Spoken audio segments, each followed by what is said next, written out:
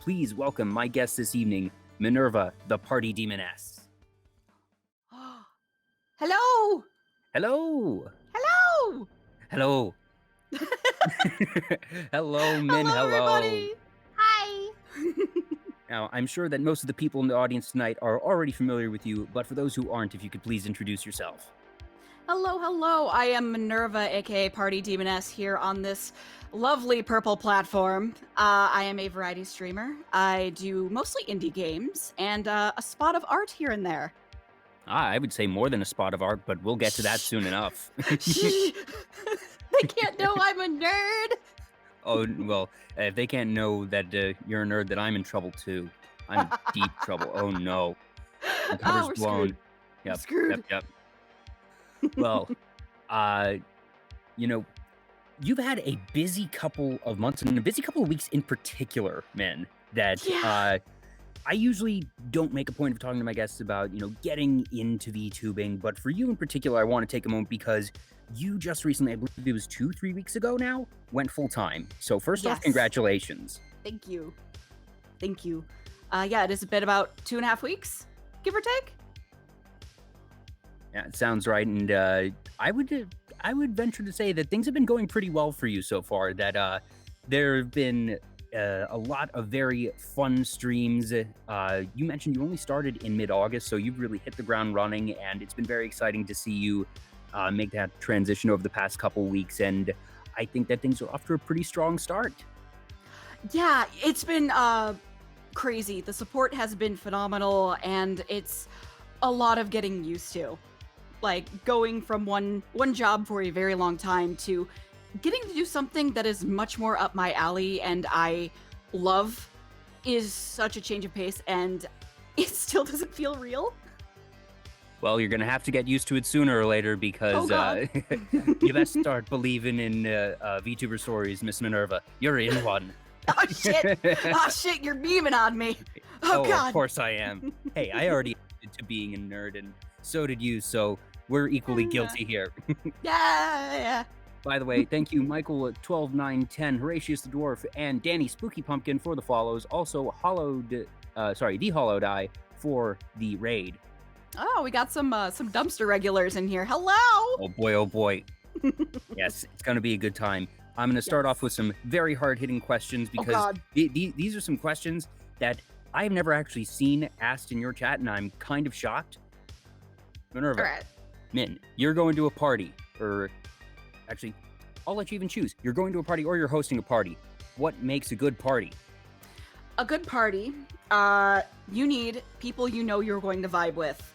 You invite people you know are going to have a good time. You invite people who aren't going to try and start shit. Sometimes they do anyway, because that's just how they are. But at least if you know the people, you know what type of shit they're gonna start, and that usually means that it is acceptable levels of shit. Exactly. Absolutely. How have we never asked this? Oh, seriously. I don't invite people on my show unless I've tuned into, at least 3-5 of their streams, and that, I feel like I can vibe with them and that I would be able to have a good time talking with them for several hours. I'm not just going to invite them because, I see they have numbers or something. But it is one of those things that tuning into your streams, I was like, there's surprisingly little party talk. If anything, well, another thing that we'll get to is there's more party talk about FF14 than more... You knew it was coming. You're calling me out already. Fuck. Like I said, only the hardest hitting questions here on VTuber Talk. On more traditional parties, for one last moment though, best party snacks. Like what are you serving at your parties here? Oh, okay. Well, you need something salty to go with your drinks, because if you don't, it's gonna taste like shit after a while. So you need there's a reason why people bring out the pretzels, why they bring out the chips. Like we're doing basic party stuff here, very basic. Like, this is after school program shit. Like, this is how people should know. Also, God, if you're gonna drink, please keep yourself hydrated. That is so fucking important. Oh, seriously, nothing ruins a party worse. Nothing is bigger than the classic party foul of getting sick at the party. Oh God, absolutely. And if you are, make sure you have a buddy with you who can hold back your hair. That is so important. Buddy system. Very smart, very good. Already dragged down the street. Shut up, mute. Hey, I'm not doing anything that your own chat hasn't done to you on your own stream. That's fair. You've been there. That's fair. Yeah, that's the other thing of why I go on to people's streams before I invite them on, because I know what they can and can't take. I know their personality, or at least a little bit, a fair bit, Absolutely, and I know the absolutely. vibe of their chat, because that's one of the things of, getting a little bit philosophical here. I would say that every stream is a party unto itself, and the attendees to the party are the chat. And you, as the host of said party, have the right to kick people out of your party at any time that you so choose. And Absolutely. you curate your party, and you curate your chat, you curate your community. And that's how you get a good chat, a good community, because you find the people that you vibe with and they stay at the party and the other people can get out. That is 100% true. 100% true. We have this power of like, we have this power to kick them out. It's called the ban button. It's great. Ban buttons are so much easier to use than physical violence IRL. Oh yeah, it's great. It's great. Make use of that good old ban hammer, just often and to your heart's content, because as someone who has done professional community management work in the past, trust me, you don't want people that aren't a good fit to stick around in your party. It's going to be a bad time. Oh, yeah. And I think you've done a very good job of curating your party, as it were. I'm doing my best. I like to think that the good folk kind of just stick around and gravitate on their own. Because if people are not going to enjoy the vibe that I bring, which I don't even know what my vibe is, they're not going to stick around anyway. They'll be like, oh, well, this isn't my thing. They'll just leave. Yep. But moving on to the other party, and there's already calls of the twinning happening in the chat. No. And this is another question that has not been asked, or at least not while I've been in the chat. When it comes to FF14 party, what is your role? I am a DPS. Okay.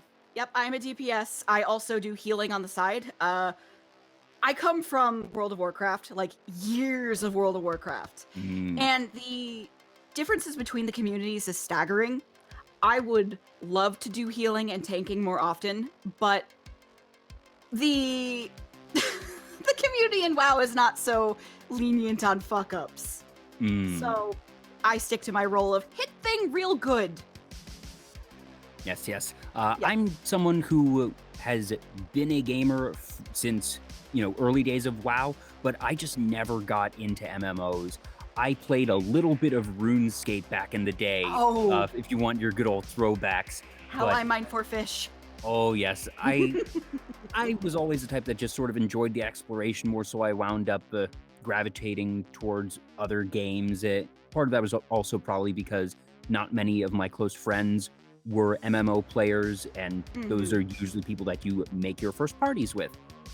So never really got into that, but I've always been very much aware of the MMO scene, and obviously the rise and gradual fall of World of Warcraft, the ongoing just success and kind of over success of FF14 to the point where they've had to disable their free trial offers, their famous free trial offers with up to level 60 Heavensward expansion. God. Have you heard of this? Please stop. Have you heard? Please stop. But congratulations to the team over there. Oh, for sure. When you get to the point where you actually have to do these types of things, you know that you've done well, and that goodness knows they aren't slacking in the budget department. I'm sure they've got as many servers as they can freaking get their hands on for the thing, and it's just congratulations. I've never heard of an MMO actually having queues to the point that you had in these past couple of weeks with Endwalker, and then the rollback of the free trial. I think they've started to get that back up again. Yes. Now that the initial absurdity is through, but that was a crazy time. I've never seen that before. Absolutely, it was insane. Like the average queue for like the first week was like 6,000 people for my data center alone. And Crystal Data Center is where not like all of the streamers are. Like all the streamers are on a different data center, and I heard it's even worse over there. So I was like, I'm good over here. Yeah, I saw some numbers. I don't remember the exact one, but I know it was at least 5 figures in one of the screenshots that I saw. I was like, geez. But at the same time, also everything I've heard from the community is that Endwalker delivered. Oh, absolutely. It was like 10 years of story getting wrapped up. That's so cool. Mhm. It was great. And I think the queues are starting to go back down to their normal their normal rate. Because the people who really wanted to just see that get wrapped up are like, okay, we're done. And they leave and they'll come back for like the next big content update. Yeah. Now, I know that I am getting myself into a rabbit hole. You've said it as much on Twitch, or rather on Twitter, but I am actively asking it for this rabbit hole here. So, as someone who isn't big into FF14, give me the pitch. That what is it about this story or about the game that sets it apart for you and so many others? See, what brings people to the table to an MMO varies. For a lot of people, it can be, hey, I like the character creator, or hey, I like this is gonna be a 4-hour stream. Mute! Easiest stream of my life. Easiest stream of his life. No, but ultimately it can be like, oh, hey, I like this character creator. Oh, I like the raid content. I really like the combat. For me, it's straight up the story. Because if a game has a good story, that's it. It's got my attention and I'm stuck. Now, were you big into Final Fantasy stories and games prior to 14, or was 14 one of your first, or were you, sort of middling? Where were you in Final Fantasy fandom prior to all this? I had played previous games, not all of them, but a good handful. I had played, 7, 8, 9. I definitely played 10. I tried to play 13. It didn't click. Unfortunate, but it, big changes. And the first MMO I wanted to try, Final Fantasy XI, which was their first MMO. But I was at the age where trying to convince my parents, can I get a cord for the PS2 so I can play Final Fantasy? No, they weren't gonna have it. Yep.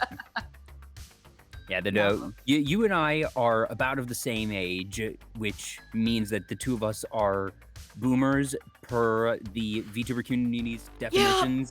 Yeah, we're old. we're old, but that also means that I can very deeply relate to a lot of these things. Also, I think that might be why we have a relatively similar taste in memes. Fuck, you're right. You're right. Let's see here. Oh, my bones are dust. Supreme in the chat is someone that got into FF14 late. The game really handles the story in an MMO world that progressively builds upon itself in a way that Marvel builds their cinematic universe. Okay, and Endwalker's game. That's a good analogy. That fits with what I've heard. Yes, that's accurate. When our boomer tubers arrive. You know it. Yep. No, but that's entirely accurate. Because yes, it does start off slow. You will hear the people just bemoan about A Realm Reborn, but a lot of those people didn't play 1.0. A lot of those people didn't play 1.0. And every great story or saga has to have its foundation laid somewhere. You can't be super big and bombastic from the get-go, because then you have nowhere to go. You have to build. So. Exactly. They said that 6.1, which is the Endwalker's next big patch update, since we just ended this storyline, they're gonna have to start from 1 again. They can't just start off at 11. They have to start slow again. And I'm a little worried people are gonna be like, oh, it's not as good as it used to be. It's like, guys, give it a chance. Yeah, you see this in long-running anime. You see this, it's literally happening right now in the Marvel Cinematic Universe, that they've had to do the reset button, where obviously we're not undoing all of the things that we've done up until this point, but just narratively, this happens in every form of storytelling medium, books, TV shows, movies, you name it, that after you have your big climactic culmination of story, you need to start again at 1. You need to begin anew. And even if you're drawing back on all of the lore and story that you've built up in your previous installations, that the whole concept of rising and falling action has to take place if you're going to have a satisfying story being told. Absolutely. Did you ever hear about the 1.0 of 14? I did not. So 1.0 was a completely different game. In fact, it almost bankrupted Square. Oh dear. Yes.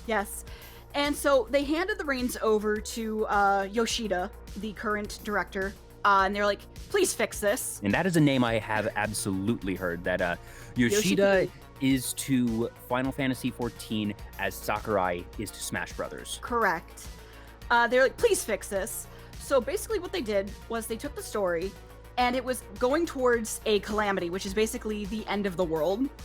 And they fit that lore, that story, into restarting the servers and rebooting and remaking the game. Oh, okay. I like that when you can use your story to justify in-game design decisions. And sometimes that means literally hitting the reset button and just making sweeping changes of, well, world got destroyed. Guess we need to start from the beginning again. Yep. So basically, like, the very last day, there's like a thing happens, and there's videos of it online. You could actually find it. It's like the last 10 minutes of the servers before they went offline. And an event triggers, a cutscene plays, and then it just ends with like the servers are gone offline. And it is such a cool thing to see just be played out live. And usually that's a very sad thing, because usually that happens when a game is ending. And it's a very melancholy thing that you've seen for MMOs of years past, where it's, you know, sort of the final vigil.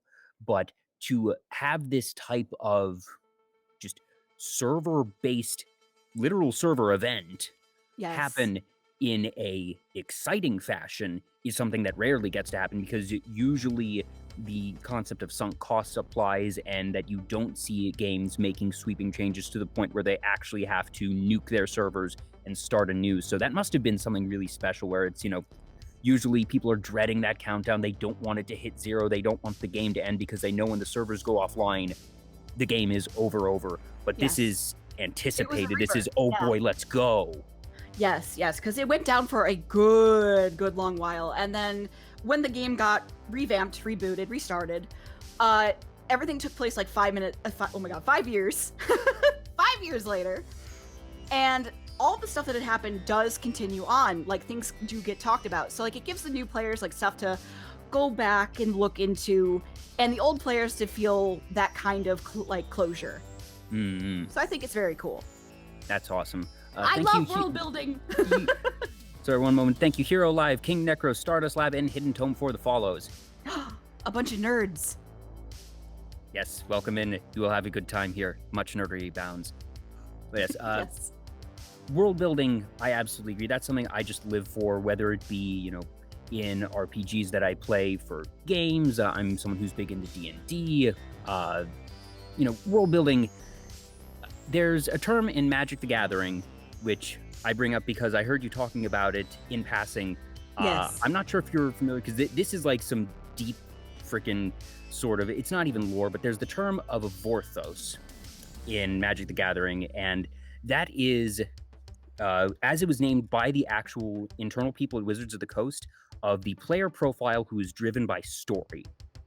That they have, there's Vorthos, and I believe it was Melvin, and Melvin is a player who is driven by mechanics and gameplay primarily, but then there's Vorthos, then there's other player profiles of one who plays to win and be optimal, a player who plays as a form of self-expression, and one that plays to try and tinker and be creative and be smart.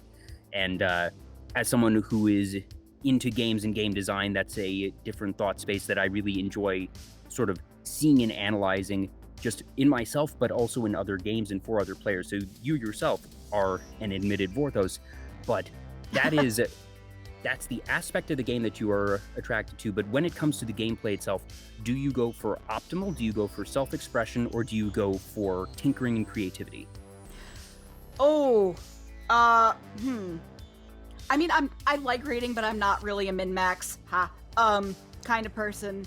I'm part of the group of people who do fashion, who do like housing stuff. Oh, okay.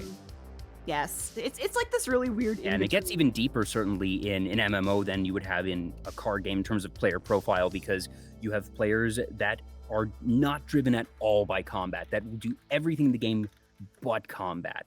So you say fashion and these other areas. So what what do you do primarily when you're not in raids and dungeons in that case? Oh god. Here we go. I do housing stuff. Because there is a housing system in 14. It is a bitch and a half to get into, and that in itself could be a whole other tangent. Yeah, so the question here is that you say housing. Does that mean that you are a real estate investor or are you an interior designer? Interior designer. Interior Okay. designer. Because the way that the system works doesn't really allow for uh real estate very easily. That's probably for the best, honestly. It is. It's bad. It's bad. There's oh god, I could go on a whole fucking tangent. I won't do that. 'Cause Hey, it's feel free. bad. This is a talk show, and getting you to talk is my job as the host. So if that's an area, Oh I can god. guarantee you are the first guest that I've had that is going to go deep on FF14. So Yes. this is all new content for me and my channel. So don't hold back. Okay. So the problem with the housing situation in 14, like in real life, there's not enough houses. This is gonna be all Final Fantasy. Shut up, Stardust. But basically, houses. There's only so many houses per server, per neighborhood, and there are no more first come first serve houses. If someone decides to demolish their house, it goes up on an RNG timer. Now, people will then camp those houses, constantly clicking for hours on end, hoping, praying that they will get that house. It's a lot of money, and a lot of people do it. And, man, I waited 9 hours for my house. Oof. Runa in the chat, MMORPG gets too realistic and introduces housing crisis. Jeez. Yup. 100%. Because there's only so many houses per neighborhood, per server. So, like, I think there's only, like, so many thousand houses compared to the vastly many more players. I thought this was a fantasy game. No. Apparently not. But you did get your house, but you mentioned that you're an interior designer. So does this mean that in addition to designing the interior for your own house, that do you do this for other players as well? Or is this just that a big part of your playing is the continued curation and updating of your own house? Okay, so the way that the game kind of lets you help out with your friends and stuff is you can add a friend to partially own a house, so like they can move things around and all that stuff. My friends have been very helpful in helping me put my house together, and then I kind of help them out with theirs. Like free companies, which are guilds in Final Fantasy XIV, you can have a free company house. Now, it's basically been a group effort. Like one person does like a whole bunch of stuff, and then another person takes on like a different aspect of it. It's very interesting to watch all come together. It's like a collaborative effort. It's very cool. I just kind of go, hey, this looks good over here, and they go, oh, hey, yeah, it does look good over there. That's about it. Once again, sort of like in real life of, getting a bunch of friends together and sharing a house together and splitting the rent, splitting the utilities. Hopefully they don't actually, please tell me they don't have utility payments in FF14. God, tell me it's not that realistic. No. Okay, good. No, but if you don't log in for a month, you do lose your house. Well, that's fair, because if there is a limited stock, that I think it is logical from the developer perspective to say, all right, if this isn't being used and we're having the limited real estate, we want to let it cycle and get into the hands of active players. I can appreciate that. Yeah. And like there are other ways, like there are apartments you can get in game. They are much smaller, but you don't lose them. There's no fear of losing it. Now, what is the actual benefit of having a house or an apartment in the game beyond, I suppose, having access to this interior design sub game of it all? Are there actual mechanical benefits? Okay. So, it's bragging rights for a personal house. It's basically just bragging rights. For a free company house, there are things called company workshops you can make inside of it, and you can make like very specific crafting things inside those workshops, like cosmetics, specific, like just all kinds of exclusive house only shit. For personal stuff, a lot of it is Final Fantasy XIV is full of role players. And as most MMOs are. Yes. They will make venues, and they'll open them up for people to come roleplay at. Because you get really tired of role-playing in the same spot every day. Okay, so there is now a bit of a business to this, because I assume that these players charge some sort of venue fee, sort of a rental fee, as it were, and that it becomes then, you can rent out a bar setting or, just all these different locales. And I can see the appeal of that as a player saying, okay, I don't want to invest the time and money to create this one-off thing, especially if I'm in a deep, heavy roleplay campaign where there might be multiple stories and multiple locales that you then have access to it, and that it becomes something that you can go out and find, and that's really neat. Yeah, a lot of people will do that, especially if it's a more risque operation, so to speak. But I actually, quote unquote, worked for one for a little while, because they're like, hey, we need a little extra help. Like, it was a bar. It was like a bar. Yeah, so you have to play the NPC, quote unquote. Yes, exactly. I was basically a greeter, which was just stand there, look pretty, say hi to people, direct them downstairs. And it wasn't difficult. Like, I would just, work on commissions on the side while, talking with people here and there. It's like working at Disney or working at a Renaissance festival or something like that, that you get into your character, you get compensated for your time. And like you mentioned, that yours has the added benefit of, since you're not actually having to bother being there in person, that whenever you're not being talked to, you can work on other stuff. Absolutely, 100%, yes. Except unlike Disney, we have these little private chat rooms where we can just be like, do you see this guy? I can't believe he's doing this. Well, if anything, that's a benefit. That means that it's so good. You're getting paid, and you're also getting your own form of live entertainment there. It's true. It's absolutely true. Like, the amount of gossip these characters bring in is excellent. It's so good.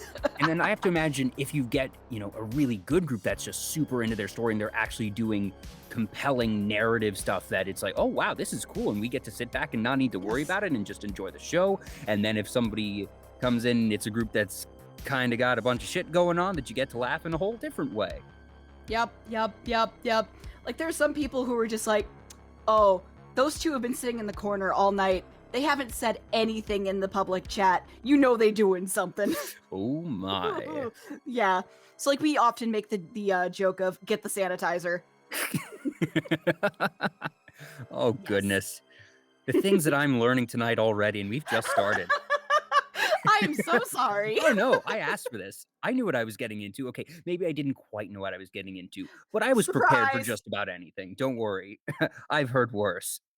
You've been in my stream. I have. Is there anything in particular that you haven't done yet in FF14 that you really want to do? Is there something that you're either working towards in terms of, an achievement, a particular item that you are working for, or just an experience like this type of roleplay scenario that you just haven't had the opportunity to do yet, that you're hoping and looking for the chance to do? Well, I would like to personally, I'd like to actually get more comfortable with tanking. I want to break out of that, that anxiety. Because, I'm limiting myself, because there's an achievement and amount you can get if you get all of your classes to 80. Okay. I'm never going to get it at this rate. How many classes are there at this point? A lot. Hold up. Let me look this up real quick. There's a lot. All right, for tanks, we got paladins, warriors, dark knights, gunbreakers. Healers, we got white mage, scholar, astrologian, and sage. And for DPS, we have a fuck ton.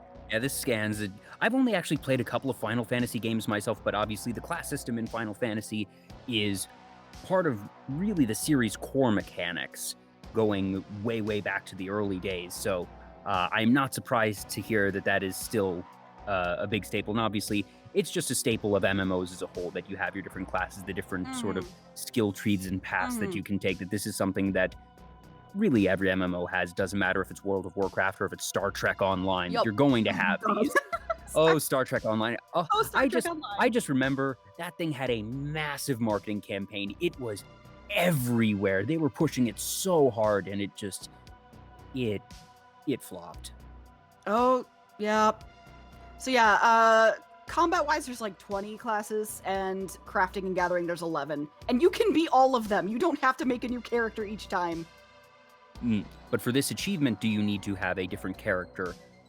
Since you said you had to level them all up, or is the level requirement based on like the skill tree, and that you can still just do this all in a singular character? You can all do it on one character. They're all separate jobs. You can have all of them. Okay, so this is sort of a skill tree, yeah. Kinda. Like, they're their own separate thing. There's like no skills that you get unless you're leveling up that thing. Yeah. It is a party. Hello, Jaden. It is a party. Hello. And also, there have been a couple other people who followed Buckle Supreme, Marked Mute, Professor Tiberius, and Gigaratsu. Thank you for the follows. Mute's a nerd. The biggest nerd.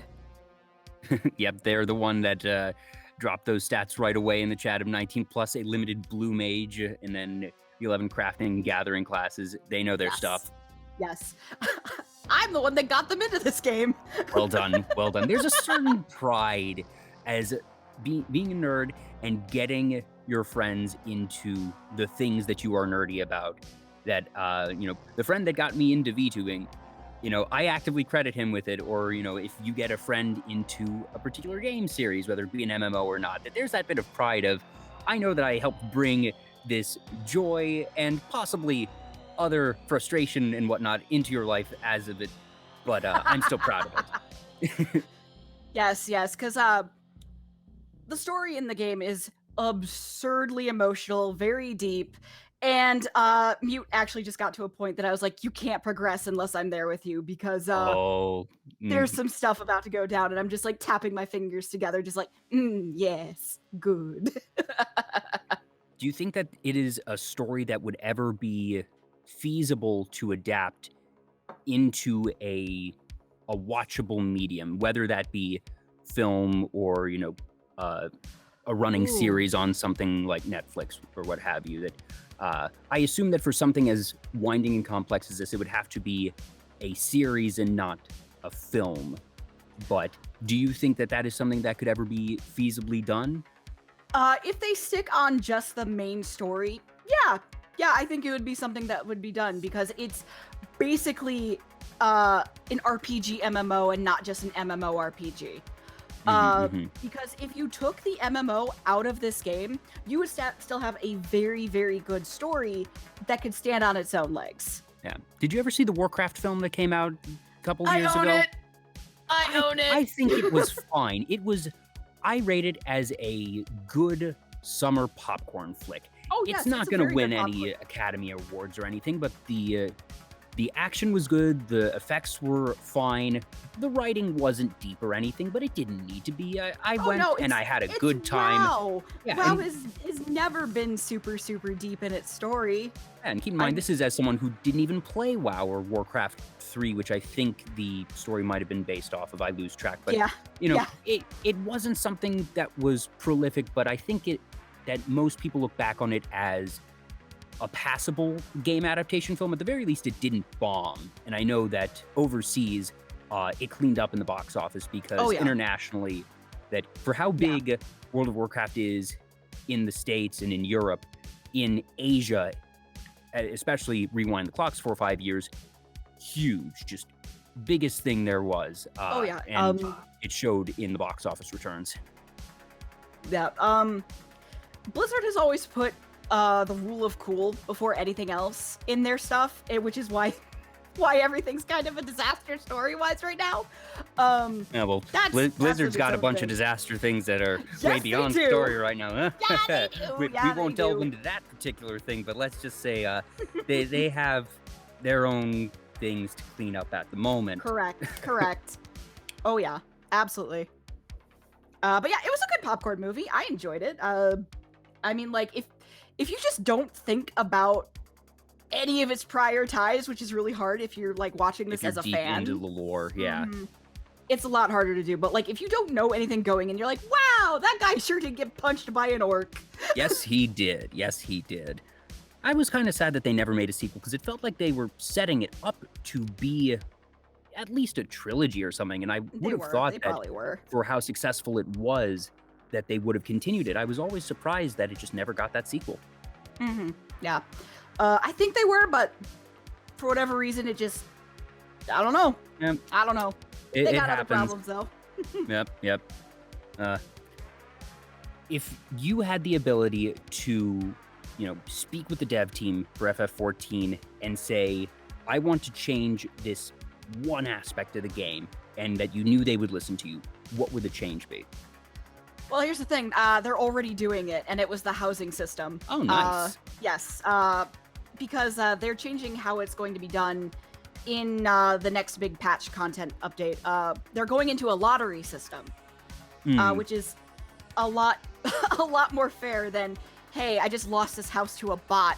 Yeah, the lotteries never feel very good from just a visceral standpoint because you know that you have no control, and that is something that people usually don't like. But when you step back and say, all right, given the circumstance, given the technology that people have access to, what is the most fair? Lottery systems end up being what is just most fair, because like you said, that in a world where bots can have a hand in things, you sometimes just need to say, all right, RNG is the solution. Yep. And like, the whole thing is you have to pay everything up front to get in to begin with, and if you lose, you get your money back. You get it back. No big problems there. Yeah, but that way you can't have a bunch of bots signing up, because you would have to put in the upfront investment of however many bots you're signing up or something. Yeah. And most people are not going to have the funds to do a practical number of that. That somebody might set up 2 email accounts or something, say, all right, I'll pay double to get 2 chances, but the mass bot farms that would be getting these things isn't going to be, hopefully, an issue.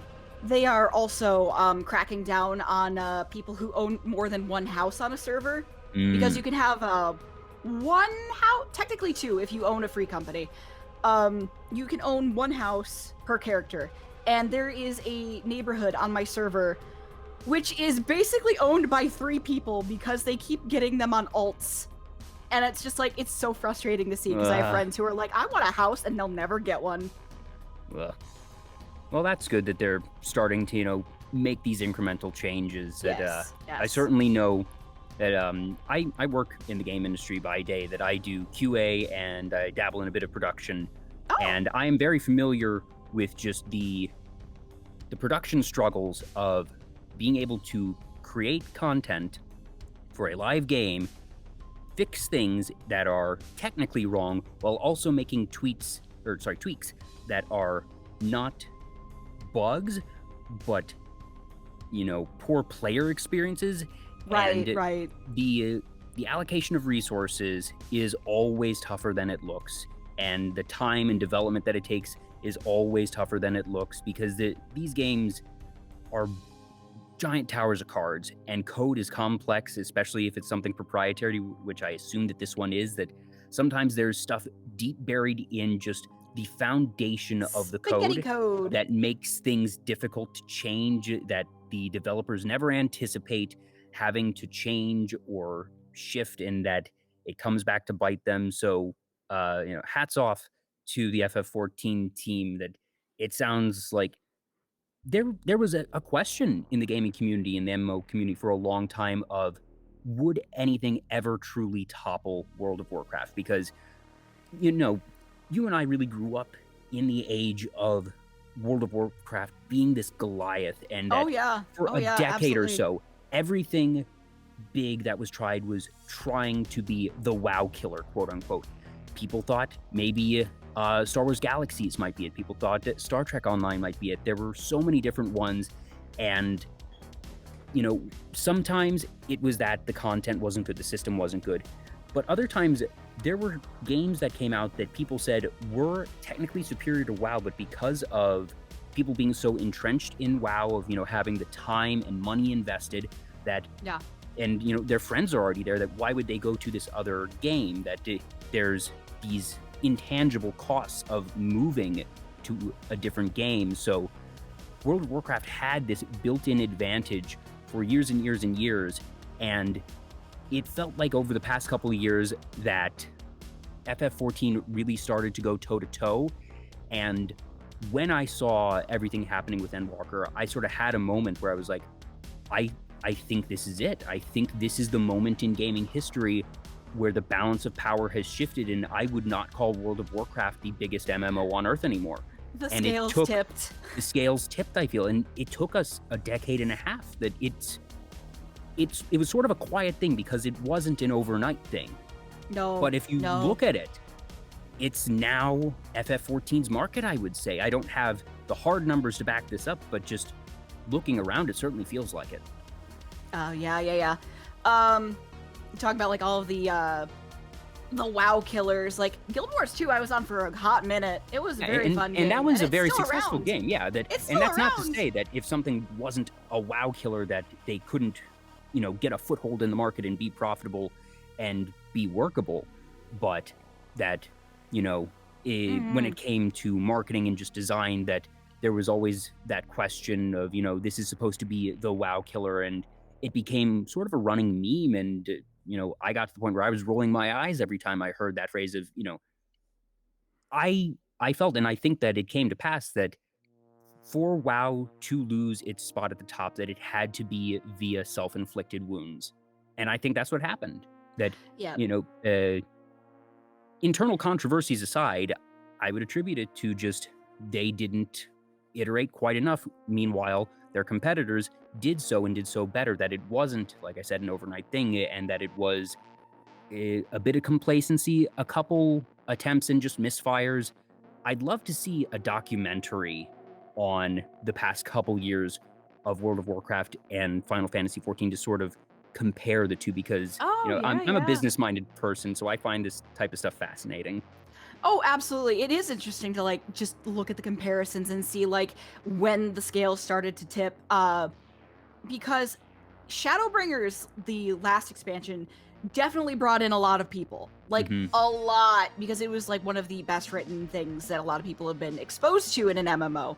Because when people think MMO, they don't often think engaging story. They don't often think, characters to get attached to. They think, I'm gonna go raid, I'm gonna go hit this big monster, and I'm gonna go have fun with my friends. Yeah. 90% of the time, that's MMO thinking right there.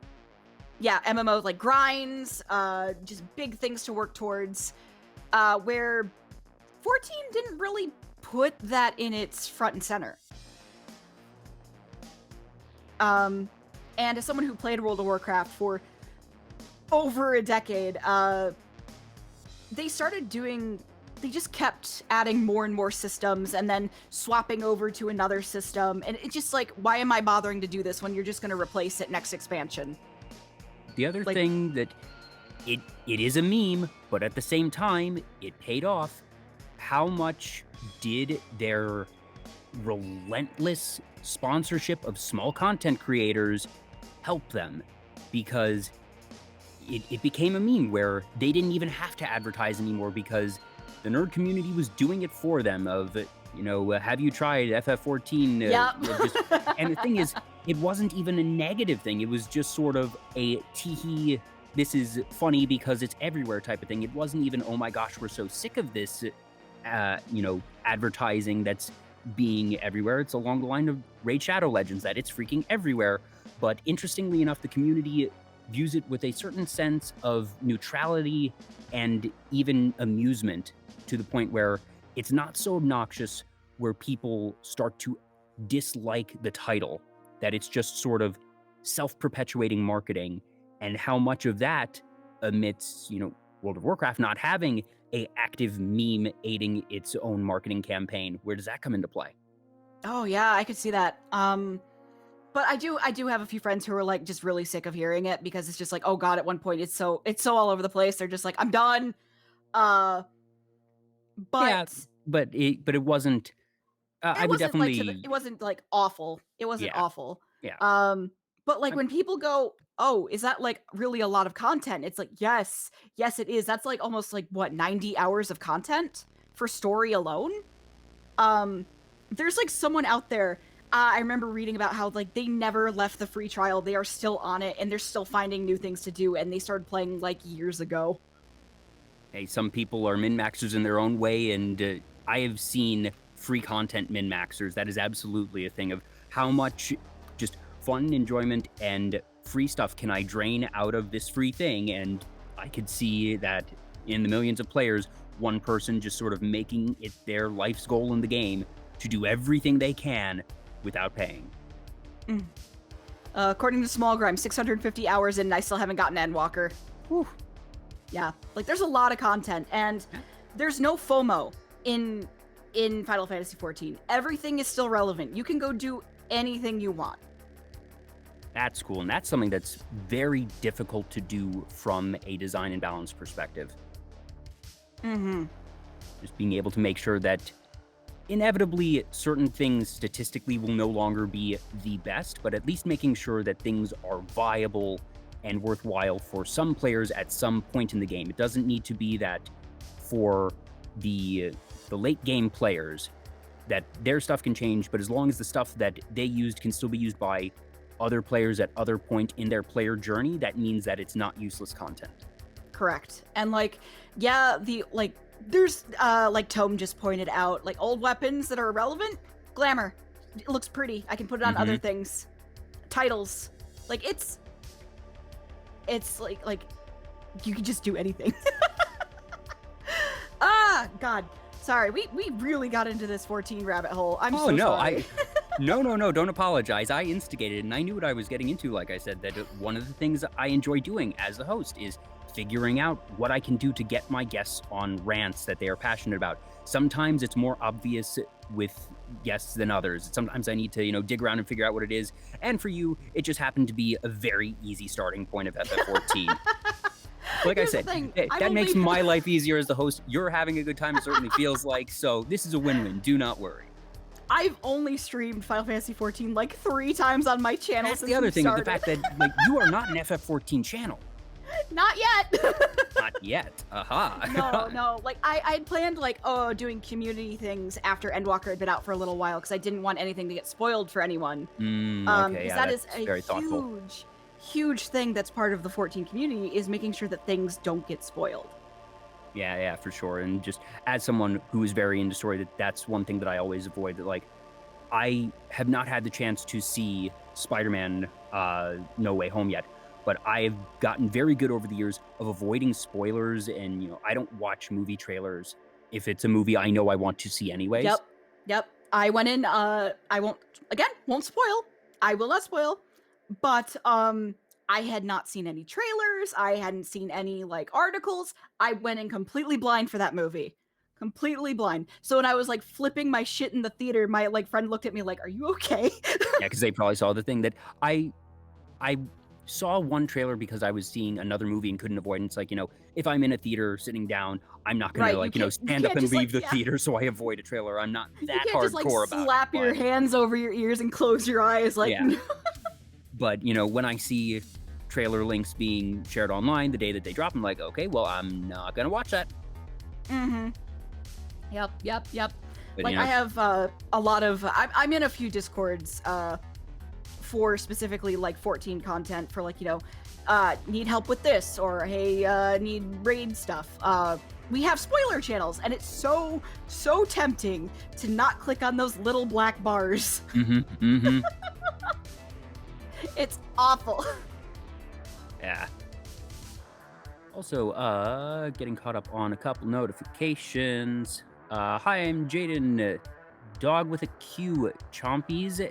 Thank you for the follows, Sauron Bane. And also, it doesn't appear on my Twitch feed because that was a YouTube subscriber, because this channel is not an affiliate.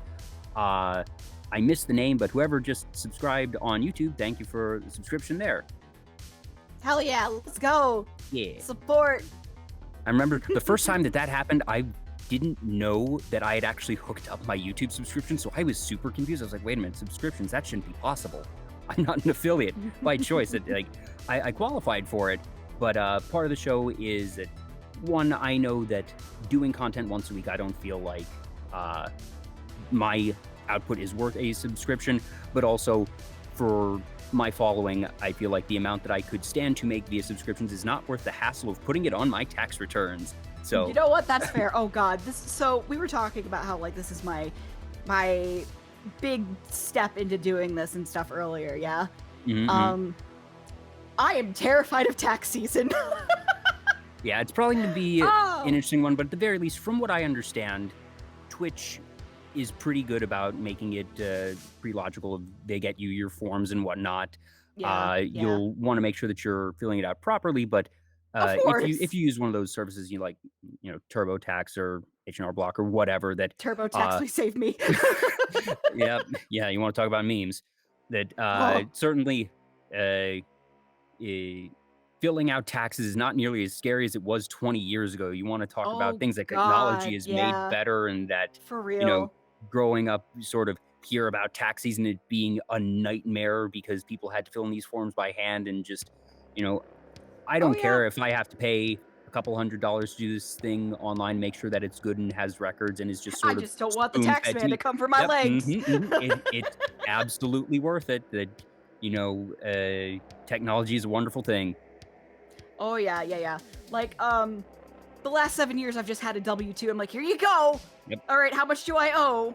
And now it's just like I have a W-2 for this last year, and now I have whatever Twitch is going to give me, and I'm sitting here going, TurboTax, please save me. Yeah, it'll probably be I don't know if it'd be a W-2 or it might be a 1099 or something, but like I said, Twitch has to do this for all the people that monetize. So from what I've understood, they've got a pretty simple system down that they're going to email you, or like you'll click a button on the back end that'll let you download your forms. So hopefully it won't be too much. If anything, I would expect this year to be the worst because you have to do both your old job and this one. And that next year's going to be super simple because you'll just have the one. But be aware, if you get things via Patreon or other things, that's when tax forms get a bit more headachy, just because you need to get the multiple revenues. But let's not make this a tax stream. Goodness. No, that happens in Cabal's stream enough. I love you, Cab, but that happens a lot. Love you, Cab. Like, I'm pretty sure I found you via Cab. That just one of the ways that I find a lot of my guests nowadays is that I get rated into them by previous guests. I actually started my serious VTubing career because of Cab and Poppy. Both of them. Both previous guests on the show. Yeah, look at that. Because I had been doing streaming kind of like as a fun little like, hey friends, I'm gonna be drawing a thing. If you guys want to jump in, go for it. It wasn't like an active thing that I was putting a lot of work into, a lot of production into. It was just kind of a place to hang out and just like, hey, come watch me do a dumb thing. Not much has changed on that aspect, but to be fair, I think that's how many content creators operate. Yes, but like it wasn't like something that I put like a lot of like effort into. And one day while I was, scrolling through Twitter, I was like, oh shit, who are these guys? And I would lurk in their streams. I lurked in their streams for a while. And then I was like, you know what? This looks fun. I'm gonna do it. I'm gonna jump in. And I did it! You certainly did. And now I'm here. Hello! And now you're here, and just, sky's the limit. That's going to be, like I said, the really fun thing of now that you are sort of unchained, unshackled from the other job, that you're now in that sort of transitionary period of getting your bearings and figuring out, all right, how do you do a full-time schedule? How do you balance and make things work for you as a content creator? Because I feel like everyone is different in that regard, and you always have to figure that out. And you're in that phase right now. But then once you find that balance, it's going to be, where is it? But also, once you know your baseline, where do you go from there? How do you change things up? Exactly. How do you push out in new directions once you found your foundational comfort zone of it all? And that's, I think, when content creators get to really flourish and end up truly being able to, just show their spark and what they can do. So I'm looking forward to that happening. I am looking forward to having 40 hours of my week back. Because when you do retail for 7 years, you're like, oh, look at all this time I have on my hands now that I can do to other things. Yep. Holy crap! Mm-hmm. Like I can focus on art more. I can make more content for the channel, because it's real hard to make content when you're just like dying from how tired you are. Oh yeah, for sure. And retail in particular, because it's not just you are mentally tired from a full days of work, but you're physically tired as well. Oh yeah. Like, oh, I need to edit this video. I'm gonna sleep. It's just not gonna happen. Freaking retail. Indeed. Chat's like, I get it. I'm fortunate in that I've never worked retail. I worked at an ice cream place as my first job when I was a teenager, never as a thing to, make ends meet or make a career. Right. That was something to pass time in a summer and to make a bit of extra cash on the side. And I consider myself exceedingly fortunate that I have had the circumstance and opportunities that I have not had to do retail. I have many friends who I know have worked through that. Some still work through that, and it is a thankless line of work. Yes, it is.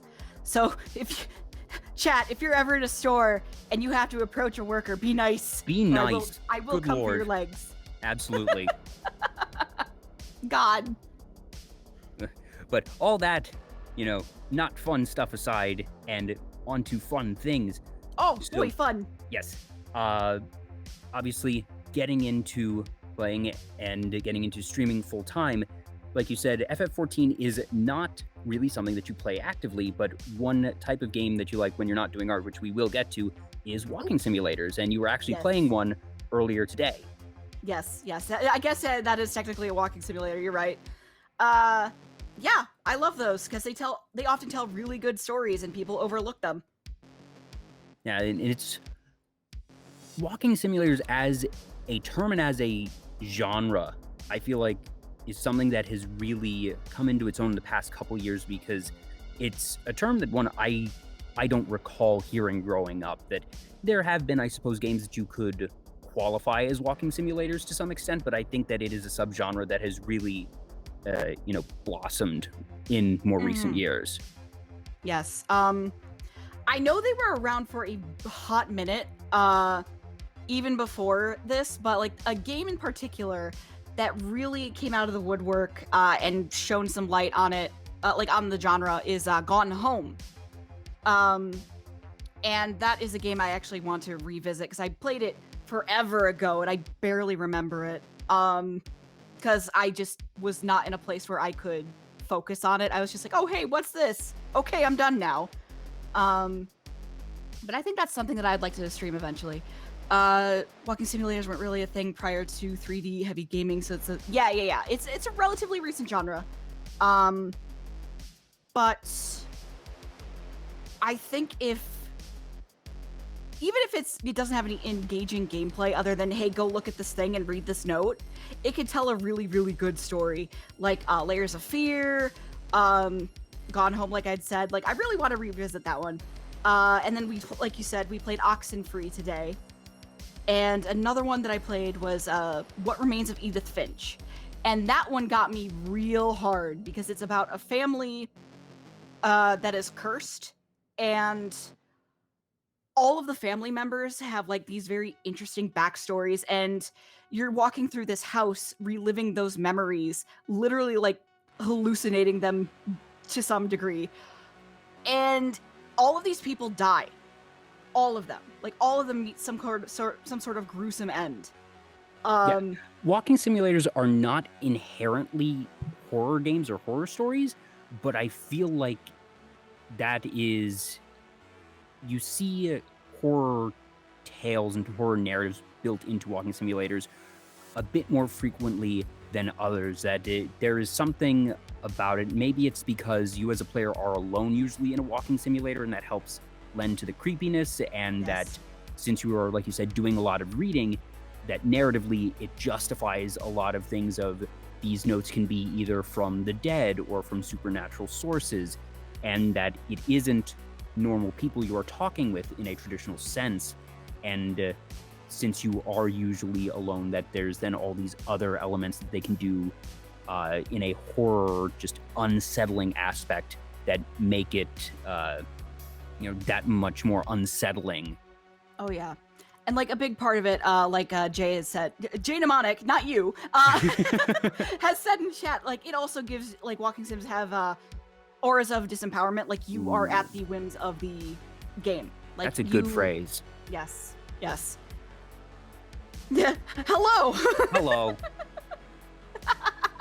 But yeah, like, amnesia is a very good example, because you can't fight.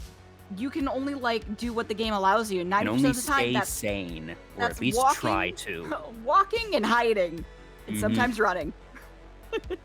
Yeah, I usually associate Amnesia as a survival horror game, not necessarily a walking simulator, but I can see how you would consider it that.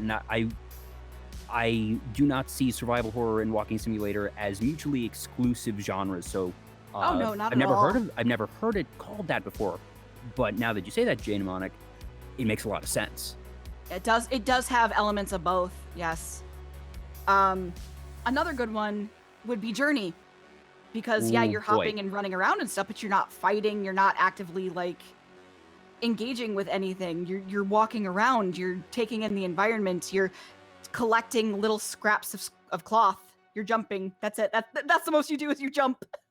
That's another one that, now that you say it, how on earth have I never realized that Journey is a walking simulator? Because that, fits the definition perfectly. And thinking back on it now, oh my gosh, yeah, of course it's a walking simulator. You know what? Now seems like a good time. I'm going to take us to this other scene where we have some of your art, because I remember among the pieces of art that you gave me, there was one from Journey. So we'll get to that eventually.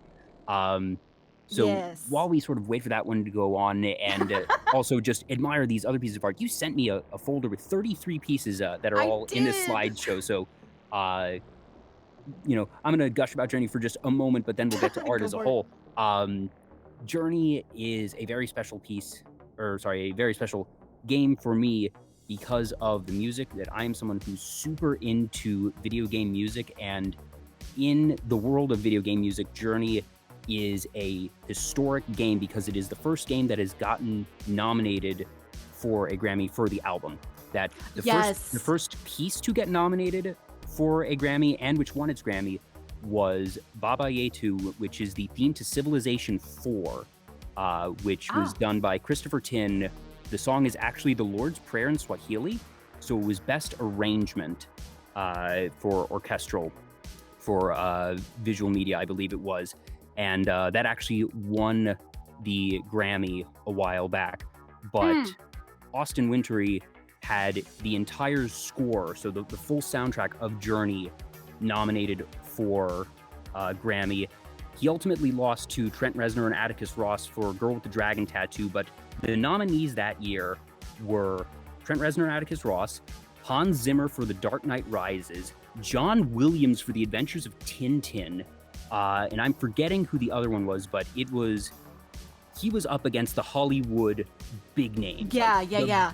Biggest names. And then you've got Journey, which is like at the time it was a small game. Yeah. So, like, for real. They say it's an honor just to be nominated. This was actually a case of it's an honor to be nominated. And I've actually had the opportunity to meet Austin Wintory, and he is one of the kindest, most humble human beings you will ever encounter. Aww!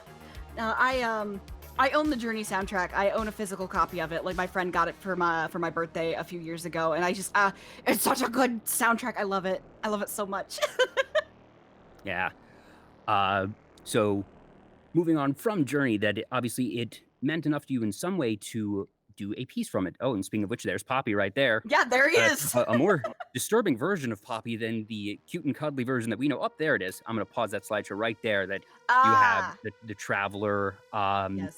One thing I didn't actually notice until my second or third time looking at this piece was the fact that you have the white robe and the reflection on the sand. That's so cool. Yes. It's a piece that I sold at conventions for a little while. It's a 7 by 11 inch poster. It's just a basic print. I love the game so much, and I actually cosplayed the white robe for a few years. Like, I still have it. Neat. It's still in my closet. So, like, the game is very important to me because ultimately the destination doesn't matter. It is the journey. Absolutely, absolutely. Absolutely. It's so cheesy to say, but it's true. Yeah, it was a game that was done well, and Austin's score helped bring it to that next level, and just overall, that game company, which is the name of the company that made Journey, is called That Game Company. Yeah. So that game company is also known for other sort of minimalist games that they did. Abzu, they did Flower, they did Flow, they've done a couple others. Did they? I'm pretty sure it was Abzu, or maybe not. Let me double check that before I misquote. Because I played that was them, but because I know 5 games, Giant Squid Studios. Okay, I'm just misremembering because I know they have very similar styles though. And so I don't Austin did the score for Abzu. That's why I got them confused. Yeah, it still makes sense. Like I can see the mix up. But I played that one too. It's also very good. Yeah, I'm gonna resume the slideshow as we go, but. So yeah. So like you mentioned, you've done art and actually sold at conventions. So for that particular piece, was that one that you decided to make on your own and then realized, oh, this would make a good print to sell? Or was that something that you made knowing, all right, I'm looking for new pieces to sell. What is something that is popular that I also enjoy? Oh, let's go with Journey. Oh, here's the thing. It's a hit or a miss with Journey because like, there are people who know it and they're like, oh shit, I need that like right now. It's one of those like, it doesn't have a huge following, but the people who do like it are very loyal and will just like snatch up any merch. But it originally started as just a personal piece and I was like, oh hey, this works. I'm just gonna make this a little bigger. There you go. Mark Mute in the chat says the Tenbrae. What is the Tenbrae? Oh, I'm assuming it's something that is yeah. There was some shadowy ladies that just passed on the screen. Like Minzon, can you shut up? Whoop, there we go. There we go. Yeah, they're just some original concepts that are going to be in my comic as I get working on it. I didn't know that you were working on a comic. I am. It's still in the drafting phase. A lot of people who are here have followed me over from like my Patreon and my other stuff, and they're like, "Oh yeah, she's trying to do that again." Yes, I am, because I actually have the time now. Yeah, now you have the time. That's one of the things that you can do. So, are you able to say a little bit about what the comic will be about, or is that still classified information? It's classified for now. Okay, very fair. Well, you're just going to have to follow Min on Twitch and Twitter and all those other places to find out about it. So, yeah, stay tuned. Yeah. And hi, Cab. Good to see you. Hello, Cab. Hello, there's some art of you in here. I think there's at least one piece of him in here. There might be like two. One piece. Maybe two? I don't remember. I just gave you like, that one looks good. That one looks good. Yeah. That works. I know you did a piece for him for when he got partner. The piece that's in here, when we eventually get to it, it's very disturbing. It's him in a wasteland. Oh, he's sort of like on 4 tentacles. And it's the color theory one. I use that design as a color theory example for a stream.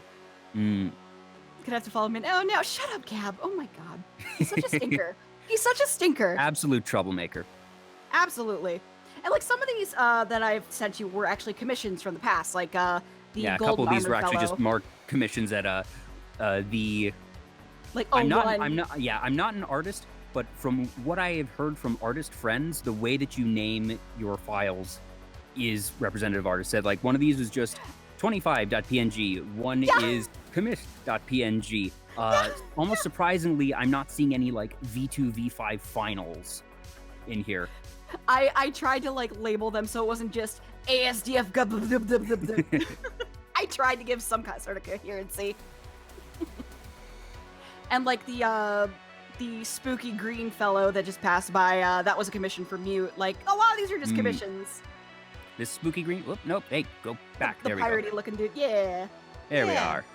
Spooky boy. We actually did that one on stream. Oh, nice. Face roll 37, correct.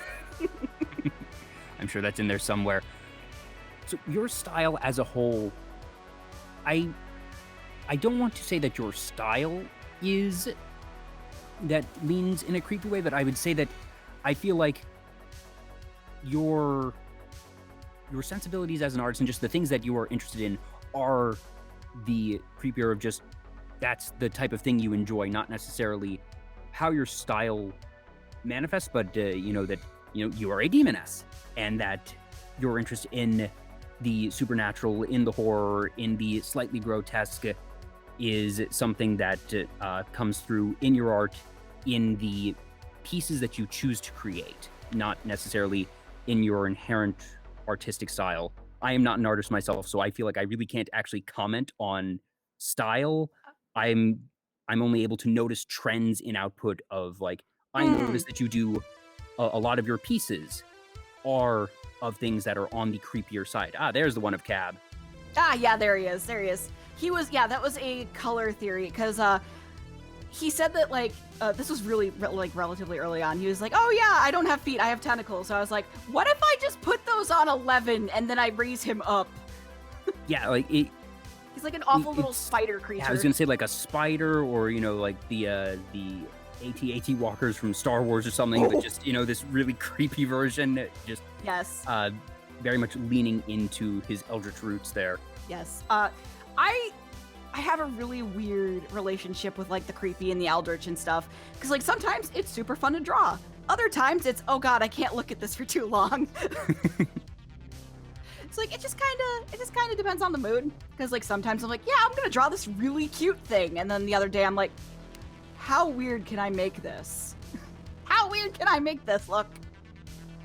And, like, some of these are relatively old, like 2016, 2017, and while that doesn't feel like old, in my brain, art-wise, that is ancient, because the way that we progress our skills can be so quick. Yeah, and especially when you have the time to invest in those skills, and that's going to be one of the other fun things to watch over the next year, because that's going to be not an overnight change, but to compare where you are as an artist this time next year, I expect will be a very exciting thing. I'm gonna have to look. I have to actually, I still have to do it, but there's a yearly thing where artists will, like, post a picture that they drew each month, and so you have something to look at for, like, a whole year. Yeah. I haven't done that yet. I usually do that about mid-December, and I've been so busy I just haven't done it. Yeah. So maybe after stream I'll get that done. So I've paused on what I can only describe as an Android. This one was one of the files that did not really have a meaningful title. And this boy. You don't, at least in the pieces that you sent me, there are very few that have technology like this. So how did this piece come about? Was this a commission? Was this you actively trying your hand at tech? And how did this one happen? Commission. This was a commission. And the references they gave me, it was very, very, like, heavy on the fleshy, organic-esque kind of look, and I was like, hey, is there any way, like, you want me to do this? And they're like, just go for it. Just go ham, stylize the hell out of it. And I was like, okay, here we go. And so there we are. There we are. And they loved it. So you know what? No harm, no foul. Yeah, the client's happy, you're happy. And, like, they always get work in progress updates, so it's not like I was like, here you go, you get what you get. A shock at the end of it. No. Do you recall which of the pieces in the folder that you sent me is the oldest and newest? Oldest and newest. And even if not exact, are there any ones that you recall, all right, this one was farther back than most, and this one was particularly recent? Shit. Sheesh. The Journey one is definitely up there. The Journey and the Artorias ones are definitely, like, one of the oldest. And one of the commission ones, I think I just named it, like, Commish. That one's also pretty old. One of the newer ones is there's the Salty art, the Salty Jub art, and the Poppy art, and the Cab art. Those were all done within, like, the last few months. All right, I've checked the folder, so I know which one is Commish, so when it comes up, I'll pause it on that one. What is this one, though? Wake Up Tenno. That very few of your pieces have any text on them, but this one does. Trash. That is a print. It's Warframe. Okay, gotcha. I am Warframe trash. It's a print. Gotcha. I printed that out, and I gave it to the Lotus's voice actress at TennoCon back in 2019. Yeah. Oh, that's awesome, especially, you know, whenever you're able to meet talent involved, whether it be, you know, like original artists, voice actors, development team, that I know that artists and just creators of all stripes love it when they see fan art of their stuff, because it means that they've had an impact somehow. And it's a very exciting thing. This is the one. This is Commish. This is the one that was labeled as Commission. This one, I can only describe it as a just like an amalgamation, a chimera, it's like a almost chimera looking thing, and I'm just like, I don't know what this is, but it's really cool. I'm glad I get to draw it. Yeah, I see sort of, you know, the bunny ears, possibly jackalope antlers, the bug wings, the scaly tail, deer feet, probably. Yeah, like I was not told what was in it. I just got sent the reference, and I was like, okay, here we go.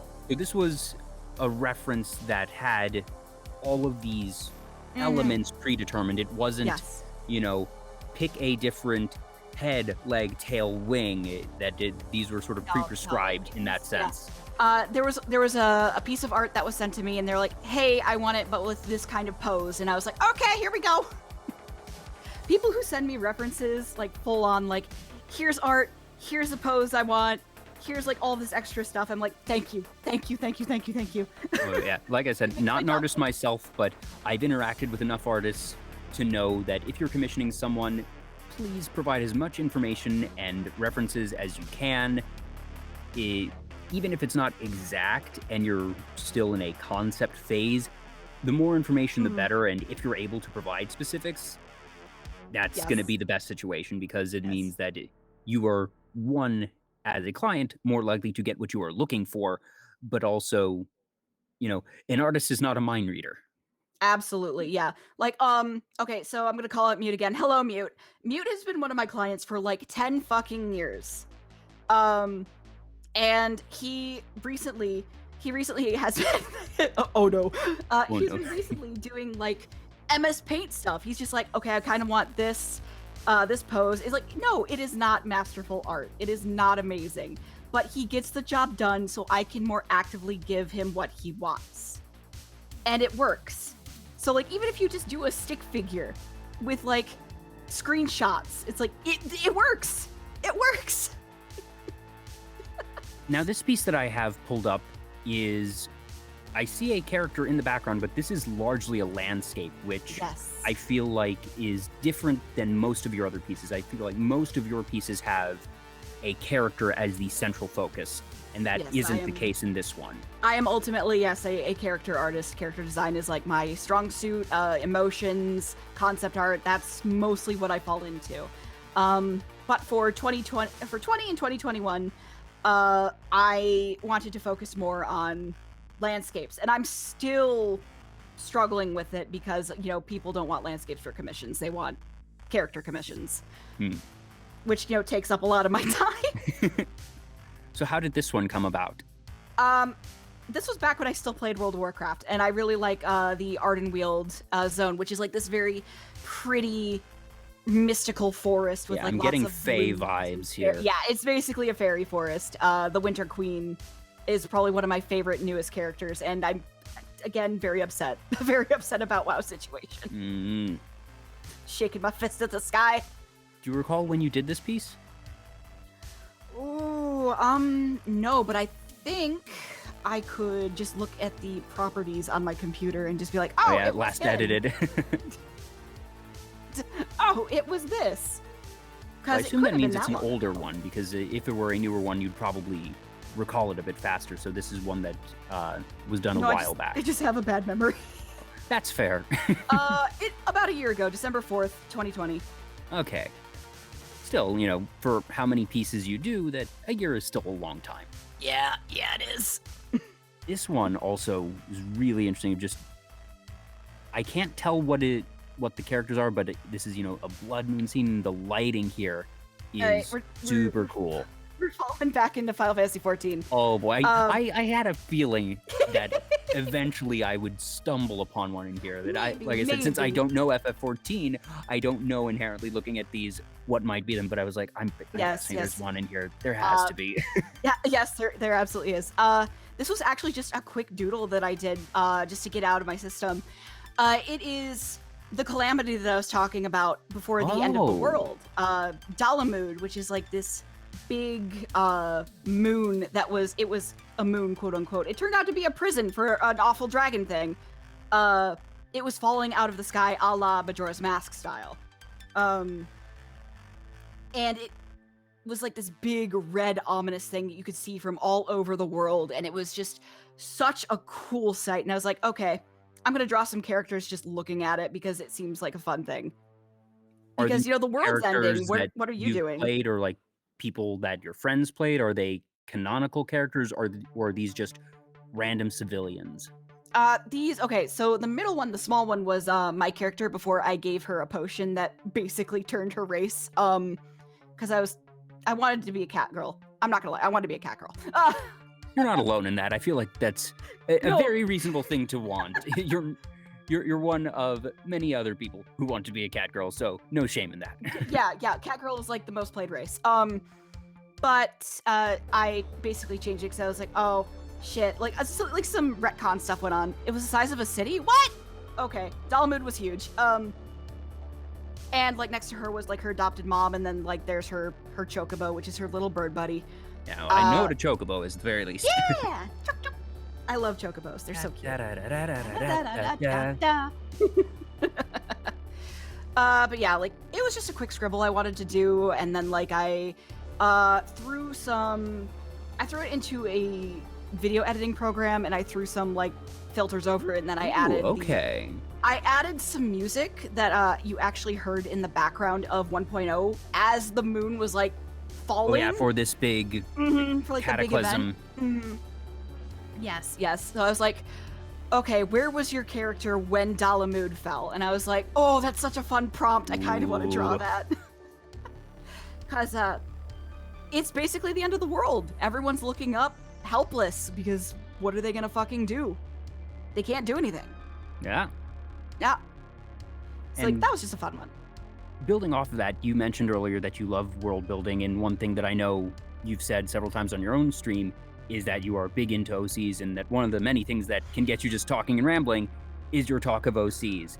So I suppose first I need to ask the foundational question of how many OCs do you have, and how many different worlds, for lack of a better term, do they occupy? Do you mostly build your OCs in one large sprawling environment, or have you made many different ones over the years? How many hundreds? Yes, I have so many. I have so fucking many. The answer is yes to all of the questions. Oh no, you've opened the box. I'm getting dragged in the street by your chat. By your chat, which are my friends. Good job, chat. Good job. Because they know a lot of these people that like Mute, Doc, I've written with them. I've written with them in the past. I have a lot of characters, and some of them get revamped, some of them get reworked. It depends on the situation and the world that they're put in. Her worlds are so massive, she made up her own multiverse. Shut the fuck up, Mute. I'm gonna kick him out. I feel like I'm getting dragged into the street. Well, hey, this is, like I said, this is your time to talk about them. Also, I missed them a little while ago, but thank you, Mari and Ponycron, for the follows. More good beans. Yeah. Actually interviewed to a 6-hour stream. Hey, Kabbalah's not my high score is a bit over 5 hours. Oh so... God, I hope we don't do that. I don't want to do that to you. Oh my Lord. Hey, I don't have work this week. That I'm off for the week. So if anything, I'm more worried about your schedule, because I know that I think you have a stream scheduled for tomorrow, and you already streamed for like 4 hours today. I do not. I don't have a stream tomorrow. Tuesdays are my day off. Well, if along the way at any point, you feel yourself starting to fade, just let me know. I don't want to make it so you're dragging, and this has been a lot of fun, and I feel like we're just rolling, so I'm gonna let us roll until we can't roll. Fine. I am fine. It's just like one of those things where I have to get used to talking about this stuff out in the open, because for like the longest time I was like, so what about your characters? And I would like shrink it on myself. As a full-time content creator now, you're gonna have to find more things to talk about and be comfortable talking about. So this is actually just a training arc that I'm helping you get comfortable on a stream that is not your own, so you can then bring this back to your own channel, because over the next however long, you're gonna have to find more things to talk about. And if this is something you haven't talked about, one, that makes it even better content for me here tonight, because I know it's new stuff for the fans that have been to your channel, but also yeah, hopefully this ends up becoming stuff that you can start talking about on your own channel. Like, we actually just added a redeem. It's an expensive redeem. Crumbs of lore, I noticed that. Crumb of lore. Because just in case they do get me rolling, I am not going to be they're spending their points well in case I do get rolling. Because, good God, I will just go. I will just go if I feel comfortable enough to do it. Do you recall how you got into, OC and world building creation? Is this just, spinning off of imagination from when you're in middle school, high school? Was there a creative writing class or something that sort of got you started? Where did this all begin? It was definitely, God, I was like baby. I was like 11. We had AOL. And you know what AOL had? You know what AOL had? Kids chat rooms. And you know what they had? Roleplay chat rooms. Those were neat. I didn't know that because, I grew up with AOL. Absolutely. I remember my very first, AIM email address and handle, which has long been retired, but I never delved into the public chat room, so I didn't actually know that they had roleplay chats. They did. That must have been the Wild West. It was bizarre because you have a bunch of kids who are just role playing their OCs. You've got their Sonic OCs, you've got the anime OCs that are just I remember seeing role play forums and whatnot, but I didn't know that AOL had sanctioned role play areas. They absolutely did. And I met one of my longest and best friends on those chat rooms. They are still my friend. We still talk, we still hang out. And one of their commissions is actually in the folder. But just role playing and getting to know people and fleshing out these stories is what really sparked it. Even if it was just something dumb, you look back and you're like, oh man, that was bad. That was dumb. What was I doing? And you remember you were 12. You were 12. If you don't look back on your childhood and cringe at least a little bit, did you really live? Did you really have a childhood? Exactly. Come on now. You can't just look back and be like, oh yeah, I was a perfect child. No, you fucking weren't. Yeah, either you're lying or you have repressed things. Probably repressed. No, but that was definitely the spark, because I kept role playing and I still role play. It is something that is just very fun. You get to make a collaborative effort with all of these people who also want to make something. And you can make this beautiful story. I have cried because of some role plays. You get invested. It's like you're making your own book. So this particular piece, the file name is perfect. Why is this perfect? All right, that is a horrible lady, for one. Her name is Nalasi. She's an awful, awful creature. And she has a very skewed sense of what perfection is. Bastard lady. Correct. Chat is just bastard. I'm so excited. I feel like I've just accidentally picked a really good one. Yes. She is a very fun character to write because I just get to be as nasty and slimy as I want. Hair monster. And basically her whole thing is she is one of these stewards, these caretakers to the Garden of Cosmos. The Garden of Cosmos is basically, think of Yggdrasil, but it's a whole fucking garden of them, an endless expanse of these multiverses and realities, and they are being taken care of by stewards called gardeners. She kind of went off the deep end, and she kind of did some bad stuff to some of these multiverses. She kind of plucked them up with all the grace of pulling a dandelion. Oh dear. She's very bad. She's very bad. And she's off the shits 24/7. She's great. I love writing her. Because I don't usually get to write off the shits. I usually get to write the more soft-spoken and the nice ones. Yeah, you can tell just from the eyes, from the, warped grin, if you can call it that this is a character who is not, you know, one all there mentally, or at the very least is not at this moment in time being portrayed as kind and caring, that you can tell that they do not necessarily have the other party's best intentions at heart here, that they...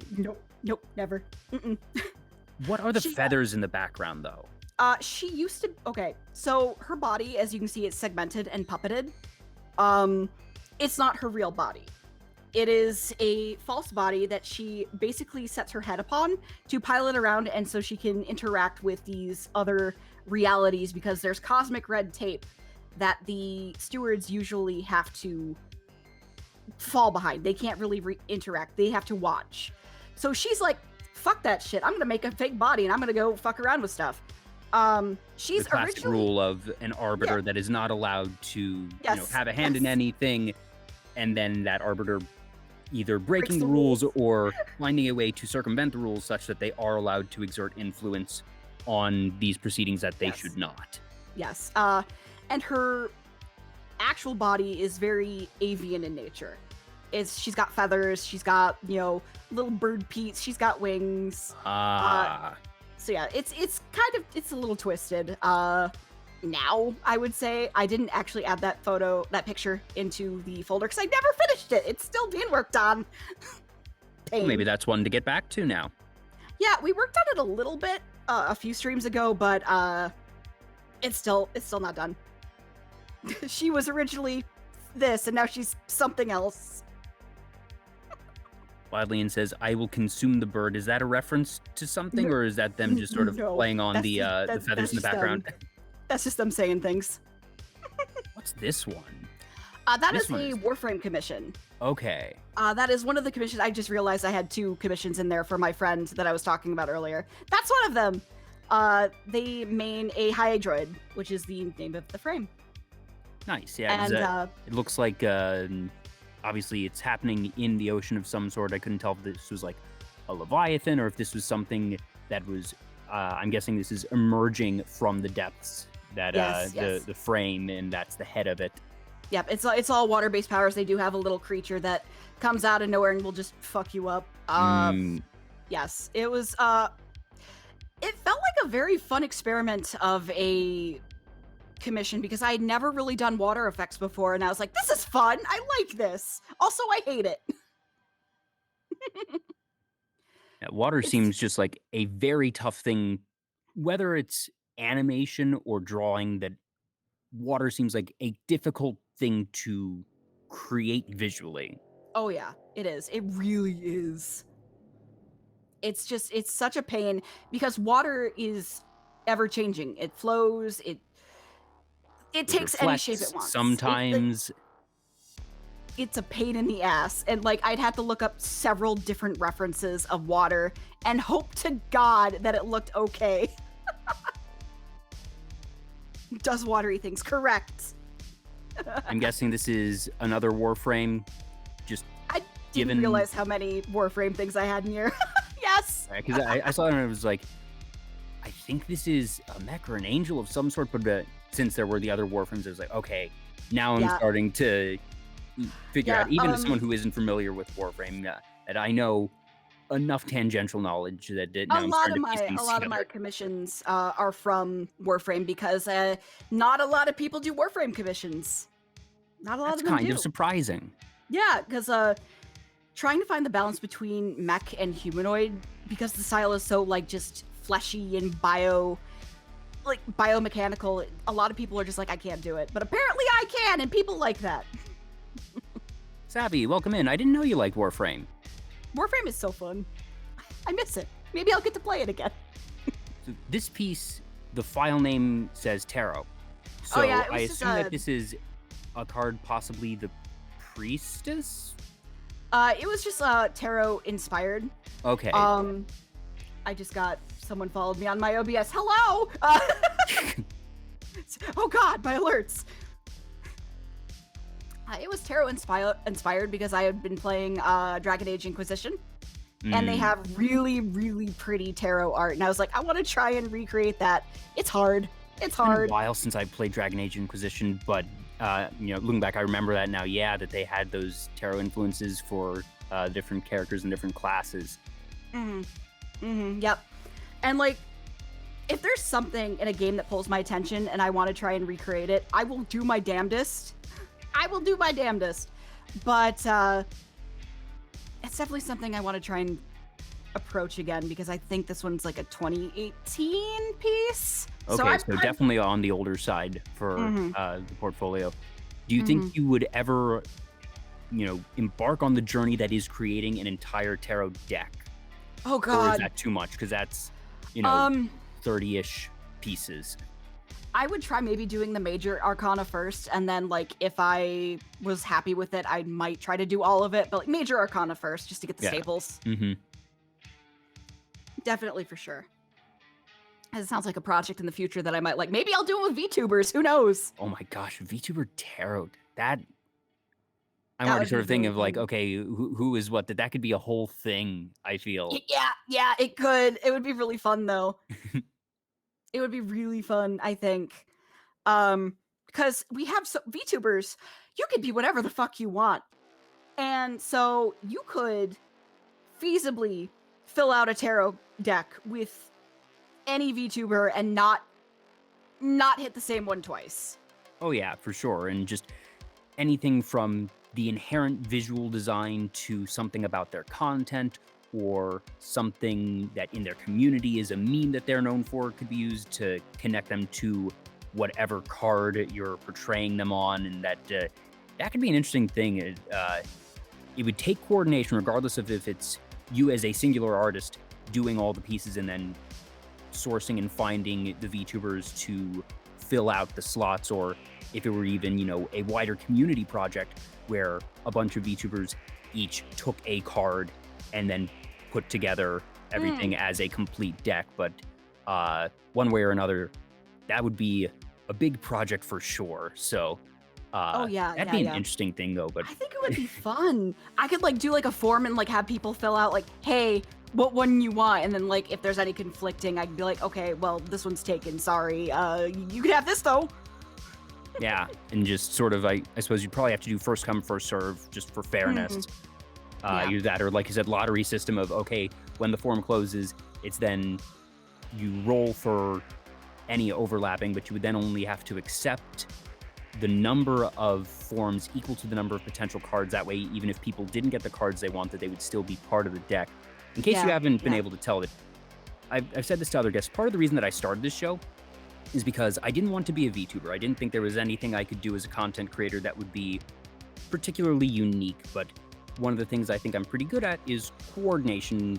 I like to think I'm good at talking and asking questions and getting a conversation going, but yeah, I would say you're good at that. But, at the heart of all my skills, I'm very good at coordination. That if I were to join Hololive, I wouldn't want to be Callie or Gura. I'd want to be Achan, not a management type, but a producer type. So that's how I sort of start thinking about, all right, how would I have to put together the form for a tarot deck and make sure that everyone who wants to participate can participate while still having the unique thing, but also making sure that those who don't get their first choice can still be part of the project in some way. That's where my brain goes. I am so bad at putting together like forms and stuff. I had to get help from my friend Woozy, who is also one of my moderators, to put together a template for a commission form, because I was like, I don't know how to start this. Please help me. Please help me. Hi, that's me. Yeah, that's you. Hi, Woozy. I love you. Also, hi, that's Poppy. Yes. Thanks, that is Poppy. Hello, Poppy. We had your piece up on the slideshow a little bit. I'm sure it's going to come back around. We haven't actually talked about that one in depth, so once it comes back up, I'll pause on it. But in the meantime, Min, do you recall how that piece came about? Was that a commission from Poppy, or one that you embarked on your own? That was just a fan art. I started doing like fan art Friday stuff because I was like, hey, I really like this person's content. And Poppy in particular, as I stated, he was one of the reasons why I took the leap into VTubing. I was like, I really admire this person and I think he's really cool. I'm going to draw him a picture. That's it. That's as deep as it goes. Well, it wound up being a good one. I'm going to try and fast forward through these to find the one. Don't worry about it. Gonna get there. All right, there's Cab. There's Cab. We must have just passed it before he got here. Yeah, it was like and literally. And that's probably why he commented on it. And got it. Ha! Stinky there we go. Poppy. Yep. And Yes. I'm guessing those souls are probably the Prime subs. Yes, that was the goal. That was the goal. And like I was like, okay, well, I really want to draw something cool, but also I don't want to stray too far from his aesthetic. And oops, we got this.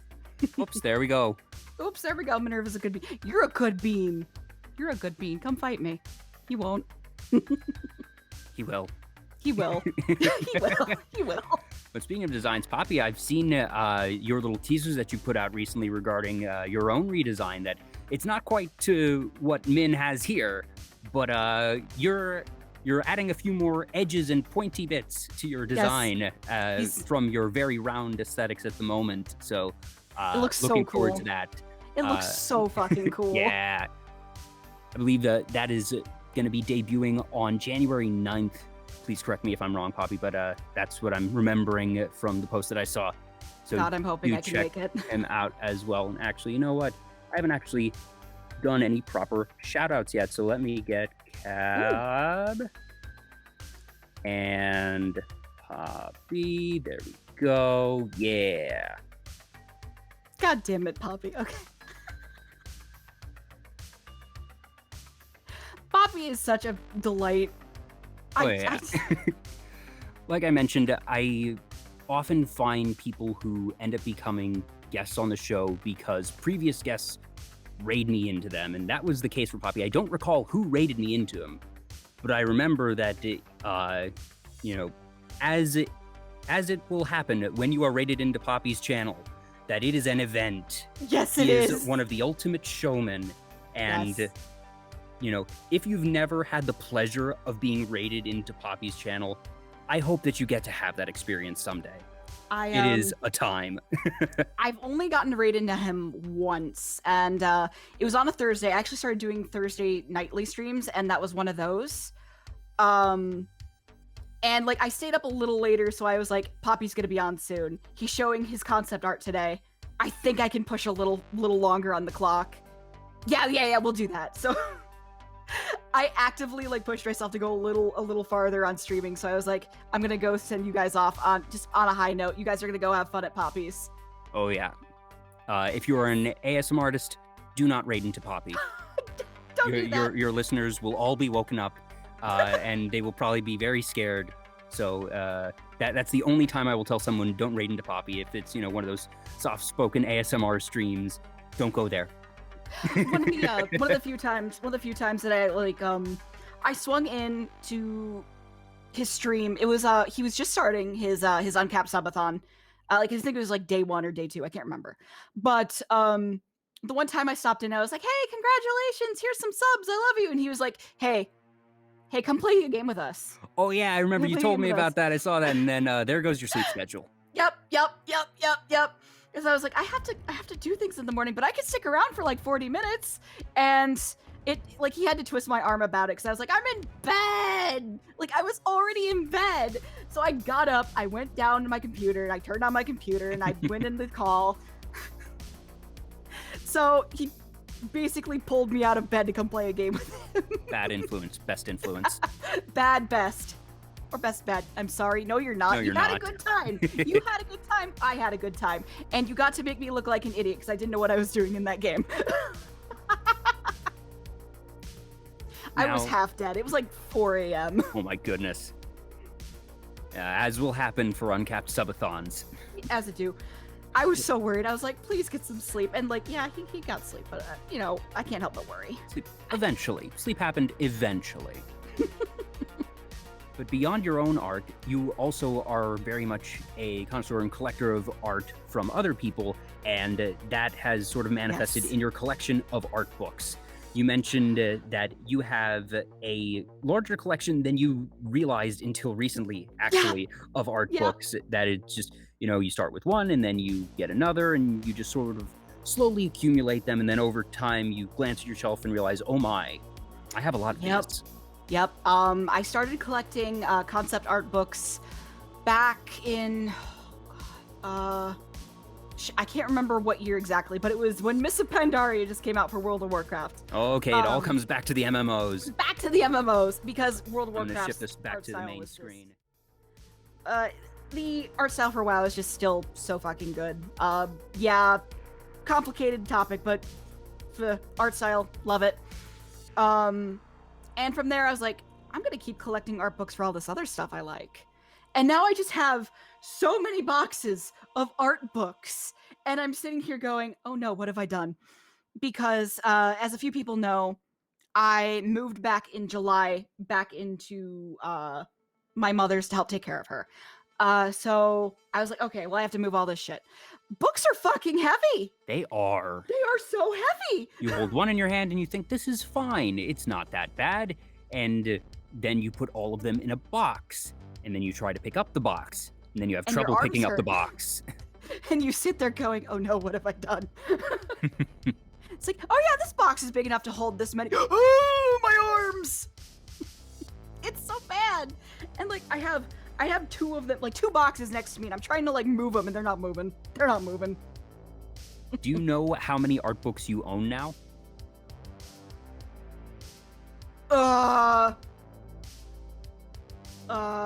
Can I get back to you on that? Because I think it's more than 50. Yeah, I was going to say, all right, even if not an exact number, high-low of, more than 25, more than 50. A lot. I own too many. Do you recall what the most recent art book you got was? This is actually a gift from the lovely Julie from the community. Lovely little loot goblin. I love her so much. She got it off of my throne. It's the Final Fantasy XIV Heaven's Word Art of Ishgard. Of course. Book. Of course. Please. All please comes back to FF14. Please don't drag me. By the way, Marin Go Round, thank you for the follow. Missed that a couple minutes ago. Art books are like Pringles. Yes, Chompies. You got it. You can't have enough. Is there anything you particularly look for in an art book that makes you say that it is one that you want to get? Is it just the subject matter and that, all right, it's FF14 and that's an easy buy because I know I like FF14? Or do you look for, certain types of pieces? Because there's obviously a lot of variation to what gets put in art books. Some are just art, no text. Some have text and sort of, it can be anything from descriptions or bits of world building that the creative department does, or sometimes you might even get bigger write-ups from the artists or the development team. Ultimately, it does come down to the book itself, because sometimes, like, oh man, I really like this art style. This is mine now. Like, I own one of the Hearthstone books because I love the art style that the team brings to the cards, and I want to study it so I could try and emulate it or add it to my own art style. So it's just like, I want this because, man, I really, really aspire to be this good at art. Sometimes it's the commentary. Like for the Nausicaa Valley of the Wind book, Miyazaki literally makes comments that he doesn't even remember drawing things. And it's so funny. Miyazaki interviews, and just hearing the guy speak, he is a fascinating person, very talented, but also just he's done with a lot of shit. he has, been seasoned with age and experience, and you can tell that, he's done with certain things. Oh yeah. But at the same time, it's also not surprising that when someone has done as much as he has, that certain pieces might just, slip your memory because you've done so damn much. Exactly. Like, earlier you're like, when was this made? And I was like, I don't remember. Not that long ago, but I don't remember when. No, like if you showed me something that I drew like 10 years ago, I'd be like, please no. No, I don't remember this. Do not perceive it. You mentioned using the art books as references or specifically to try and emulate certain things. Studying are there particular aspects that you usually look for, or do you recall when you bought a particular book that it was because, oh, I really want to get better at drawing wings and I like the wings in this book? Or has it ever been for a really niche aspect, or is it usually broader because you think that the artists are just very good and that you want to pick up more general concepts? I picked up the Splatoon concept art book because A, it's colorful and I love seeing how they use those colors.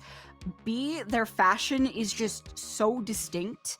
And C, there's a lot of really cool concept art that has to do with like dynamic poses and action poses, because they're using like a bunch of different weapons that you don't normally see in lots of other media. Like giant paint rollers, let's go. Yeah, and just it's not very often that you get those types of neon colors used in games. Yes. And well, I don't know you if you yourself, noticed, your yeah. design. I was about to say that you are among the folks that use those, really bright neon colors. That one of the things I actually do for every show is the little chyron that has your name on it. I always try and make it colors that are representative or from the guest's art sheet, their style guide. And your colors were too bright and they were not very readable against the off-white background of that bar. So I had to bring them down several shades, and I was like, oh, a little bit disappointed there. I appreciate the effort. I'm sorry, I'm like obnoxiously vaporwave adjacent. You're not the first guest I've had to downshift shades for. That's one of the unfortunate things of just the different free assets that I have cobbled together here with duct tape and just hopes and dreams that I might eventually figure out something that allows me to either change the contrast of my assets to put on brighter ones, but today was not that day. What you can also do is like use a stroke, like a black stroke around it. Oh. Or like a darker color, not just black, but like just darker, so it pops out a little more. Might look into that. Yeah. Yep. Like, I understand, like, the stream being held together by duct tape and dreams. You were talking about that today on your stream. Yep. Toothpicks, dreams, school glue, whatever I can get my hands on. Yep, there we go. Let's go, baby. Yep. Now, one thing that I was thinking about, as you mentioned, getting these art books to use as references and to help hone your own craft, consult with your tax professional to be sure, but I'm pretty sure now that you're going full-time, you can write off your art book purchases as business expenses because art is your content, and if you're using the art books to help hone your craft, that should be a deductible expense.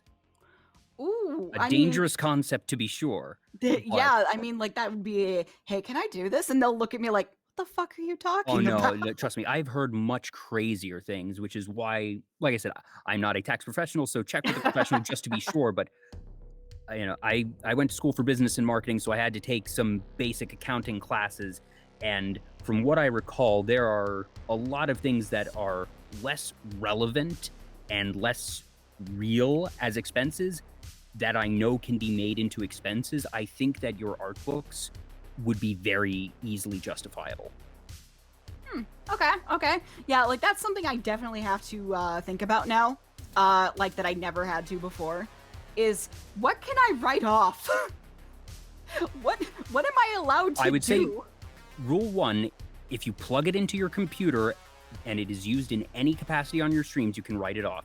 You can probably write off your internet bill. Oh, well, I'm not the one who pays for that. God. That in itself is a finicky situation. Taxes! God damn it, I can't escape them! Yay, taxes! I can't escape them! Because we talk about them in cab stream sometime. No! I remember the first time, like, I was actually on his stream for, like, his 5K celebration, and he was, like, talking about taxes, and he's like, yeah, you have to do this and this, and I was like, oh, I guess I'm gonna commit tax fraud. God. Who run the world taxes? Something to look into, because you might be able to enable your art book collection a little bit more so now. Yeah, I think I'm dangerous as it might be. I think I'm not gonna do that, because if I'm given a reason to buy more, I'm gonna have to worry about space. Okay, that's fair. But in all seriousness, whether or not you use it for the art books in particular, do actually look into and research what you can and can't write off, because oh, yeah. there's a lot more that people can write off for their business expenses than they would expect. So get what you can from it. Oh yeah. And you know what? If anything, I'm like 95% sure there's probably a YouTube video about this somewhere. Oh, I'm certain. I love there's the probably internet. entire channels, yeah. I love the internet. It's full of dumb stuff and helpful stuff and dumb helpful stuff. All in one go. Sometimes at the same place at the same time. Yes, exactly. Yes. So wrapping back to something that was mentioned a bit earlier, you mentioned several of your pieces that we saw were ones that you sold as prints at cons. Obviously, Yes. conventions have not been particularly viable for the past 2 years or so. But even so, taking a bit of a trip down memory lane, like I mentioned, am someone who really was into live event production, and I went to a lot of cons back in the day. I'm, fingers crossed, hopefully gonna start going back to more when things hopefully stabilize, knock on wood, God, fingers crossed, hopefully. all that jazz.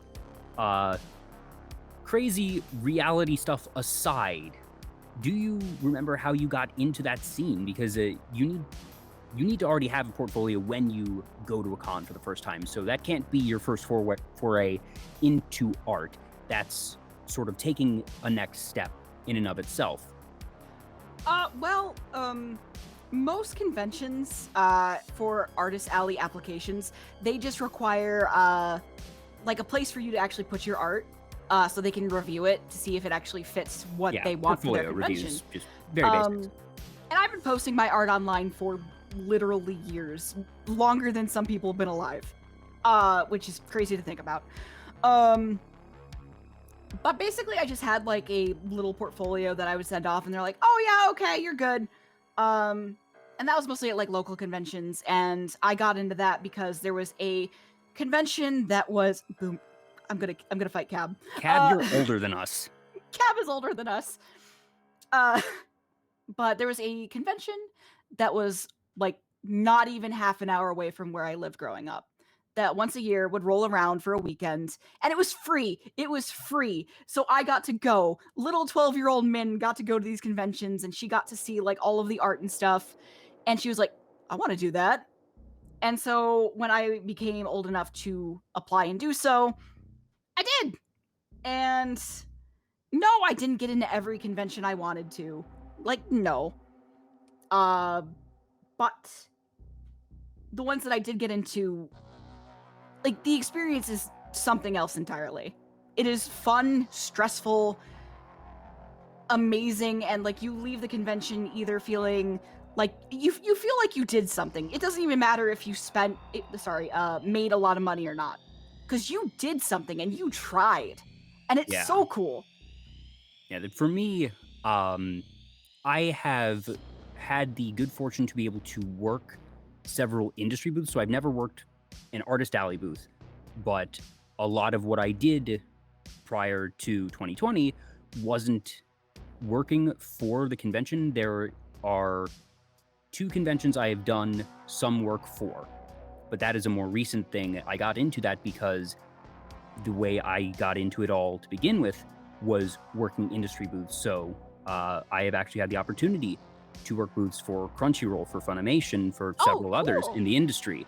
Not involved with the pre-planning or anything, that I wasn't that high level, at least in the beginning, that I start off, frontline booth hand, answering questions, passing out different posters and flyers, just general help stuff. But then slowly but surely, familiar with the scene. Yeah, that you start getting a couple more responsibilities. So I started helping out with their panels. I was never on one of their panels, but I would be, a microphone runner, or I would be backstage handling the talent, and just, that sort of production assistant, so to speak, I suppose, or personal assistant to one of the higher ups in the companies. And that was my angle for all of it. And for me, I'm very much an extrovert. Surprise, surprise. The person who runs a talk show likes talking to people and likes being around people. What? That honestly, Shocking. The reason Vtuber Talk happened was because I couldn't go to conventions anymore. I mean, that is one way to go about it. I know a lot of people, like, once the pandemic hit, they were like, I am so bored, I'm going to do anything I can. Yeah. That Like, Yeah. the way I fell into VTubers, honestly, was that I tuned into the Hololive EN debuts because I'd heard about Hololive and was like, all right, this sounds like it's going to be a big thing, so I at least want to see this debut. It sounds like it's going to be an event, and seeing the chat Zoom Oh, was the closest thing I had felt to convention energy in 9 months. oh yeah, I can That just imagine. it wasn't the same, but just I like large groups of happy people. And that is what a convention is, and that is why I love Yes. conventions. Yes. And there was sort of a moment when, as Cap says, chat go burr, that was like, I didn't care that I couldn't read, that it was almost a concert environment, a convention environment of just Yeah. that energy. And nowadays, I actually enjoy the streams where you can at least keep up with chat. That obviously you want a good, healthy, active chat. Yes, But correct. whole live chats are always a bit too busy to actively participate in. But you But see the energy and you're like, but whoa! yeah, that, as you know, I'm actually a pretty active chatter here on Twitch. I think I've maybe sent emotes in whole live chats whenever I watch them sometimes because I'm not gonna bother, Writing a whole trying to sentence if write no one's something. gonna see it. But if it's one of those moments where, everyone's spamming emotes, yeah, I'll get in on that fun, but yeah, I'm not gonna actively ever participate in chat there. It's just not practical. But I Oh, yeah. still that's my favorite time to lurk and just, soak up the energy. Yep. Luckily, my chat has not gotten to that point yet. I don't think it ever will. I hope it doesn't get to that extent. Don't say that, man. You're here after, like you said, 3-ish months, and 4 you 4 know, to 5. statistically speaking, the odds of reaching whole live levels of absurdity is pretty low, but I think that's another skill that you are going to have to develop over time. And I think that it's something that is very realistic because, anomalies aside, it's usually not overnight that you go from 1 to 100 or 100 to 1,000. But that, as your channel inevitably grows, that your chat is going to slowly but surely become quicker and quicker. And I think that's going to be one of those learned skills, but it's not going to be it's not going to have to be something that you learn overnight, that you will grow along with your chat. Yeah. I'm sure I'll get used to it over time, but like it on the chatter end, because Cab's chat has been getting to this point, especially when he plays Dark Souls, and I'm like, hey bud, you need to do this thing. Just the gentle reminder of the mod of someone did this redeem, or someone just dropped some subs and it got swept away by chat, and that's you doing your good work as a mod there, which like I mentioned, I did community management professionally for a little while, and that's why I don't have a Discord server, because I never want to do it again. Ever. No. I have long accepted that I know that having a Discord server is added value to my channel, and that it would conceivably help me grow as a content creator. I don't care. Right. That's part of how I've operated as a content creator, of taking this very casually, but it would take a lot for me to ever want to actually operate that, or to ever want to be a mod in another channel, because I no longer have the stomach for it. Or rather, it's not that I don't have the stomach for it. I have no desire for it anymore. Right. But at the same time, that makes me all the more appreciative of people like you who do the Lord's work moderating channels that have these busy chats. So thank you for your service. So I think Cab originally just gave me mod because it was just like, haha, funny joke. But there have been times where like I have been literally the only one, and I just woke up and I'm on my phone and I'm just like, oh shit, someone just raided. Let me just shout them out real quick. And like I'm the only one there sometimes. So I guess I am like a legitimate mod sometimes. Only sometimes. And sometimes it's just, as the content creator, knowing that you have those people who can step up when it's necessary. That, I'm the only mod really right now that I think I made 1 or 2 of my early guests who are friends of mine mods, but they aren't here for every show. And right. Fortunately right now, the chat is at a tasteful speed where I'm able to handle things. Plus, it is a very rare occurrence where I have to actually take moderation. Honestly, more often than not, I have to approve things because, someone earlier tonight said fuck or something like that, and I have set auto mod to be I set auto mod to be very, very restrictive, knowing that I'd rather take a second and approve things like that, even if it's super obvious that it doesn't need to be moderated, than worry about the other end of it. Oh no, you're totally fine, Mildred. Like I said, I probably have to do that at least once a stream, and Oh yeah, that's the calculation that I make as someone who doesn't have mods and knows, all right, I'm gonna have to take care of those things, so I would rather do it. Yep, go ahead, cause right. Hey, go ahead. I like seeing chat zoom. Like I said, go on, spam some emotes. Go ahead. Go for it. No, yeah, auto mod is just like super strict sometimes, and like it'll catch like the weirdest stuff, and I'm just like, why was this blocked? It's not even a swear. Yeah, but at the same time, I appreciate that it is overactive like that because, I'd rather have it be that than the opposite, where it's on and it doesn't feel like it's doing anything. Right. I'm just lucky that I have a very good mod. She shows up like almost every stream. Her name is Stardust Lab. And like Cab's a mod, and Woozy's a mod, and Gamer Goblin Gary is a mod. Yeah, I saw Stardust in here earlier. Yes. I'm very lucky to have the mods that I do have because like they're like, oh shit, I can do things. I'm worst mod. Yeah, you are. You suck. I'm kidding. I love you. No, he does his job sometimes. Sometimes. He does it enough. Enough, yeah. I'm still on the chef. It's okay, you're good. I mean, like, I don't get rated enough to worry about it. Is there anything that you are anticipating happening now that you are going full-time that you are either really looking forward to or really not looking forward to?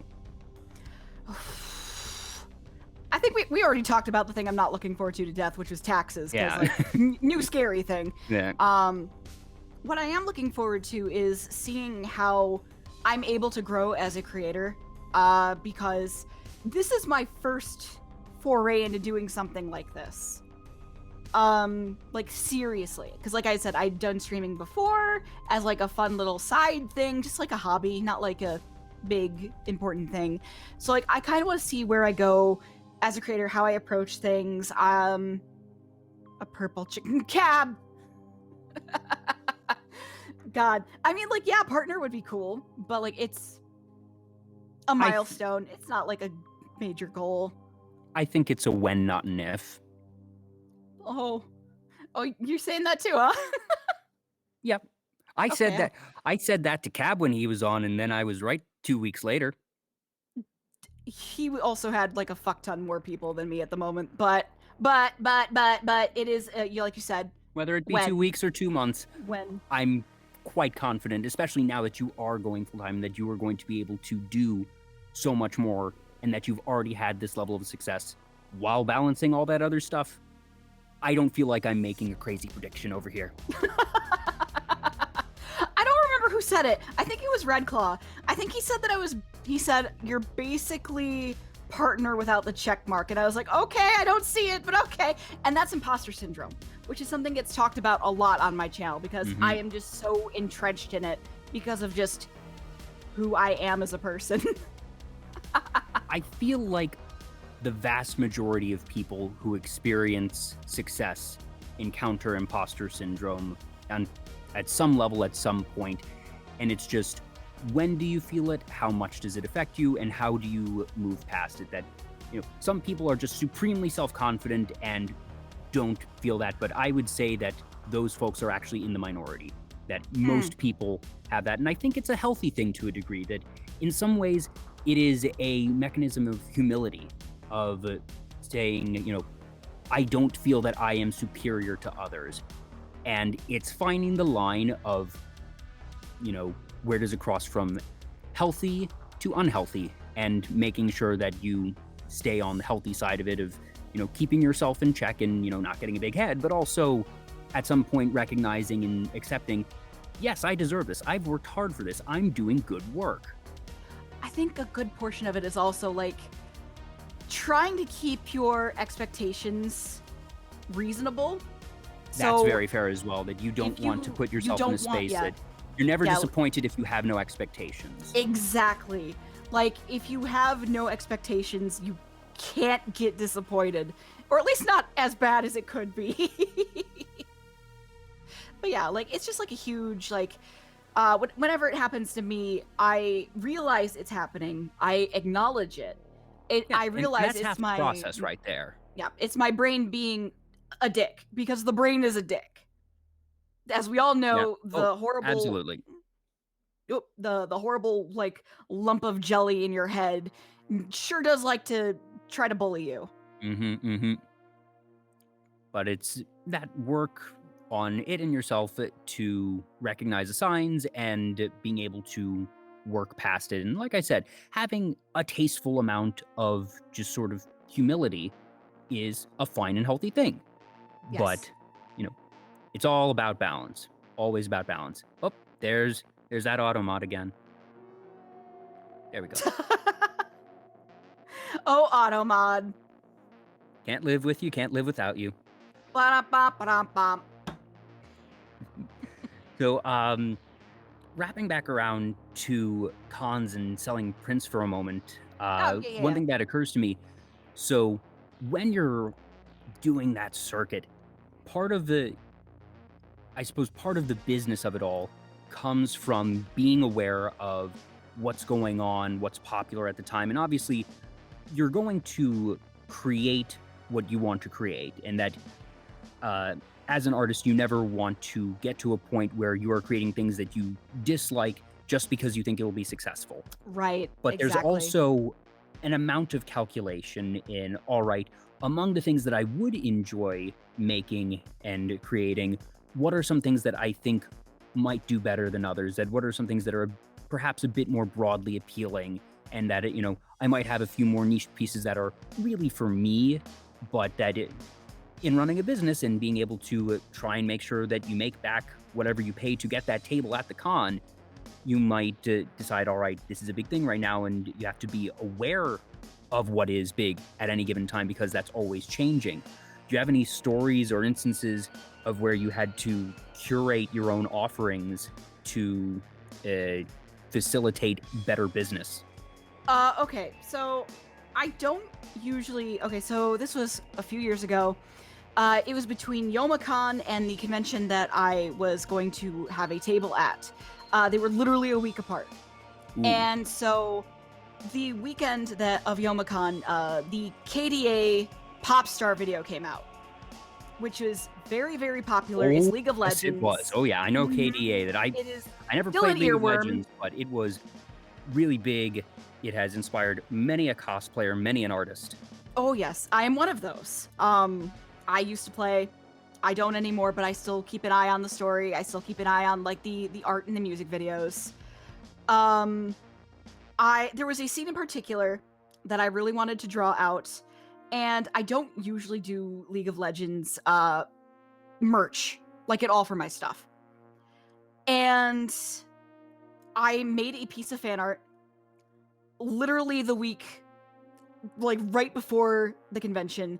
I printed it out, and that is what I did. I sold so many prints of it because it was if you're fresh. able to get, like, on a train early, it can really pay off. That if you're the type of artist that can create and put out a good piece really quickly, and, like I said, having that awareness, that I can imagine that was really successful that particular weekend. Yes, it was. And, like, it wasn't, like, a big print or anything. It was, like, standard, like, 8x10, like, page of paper kind of print size.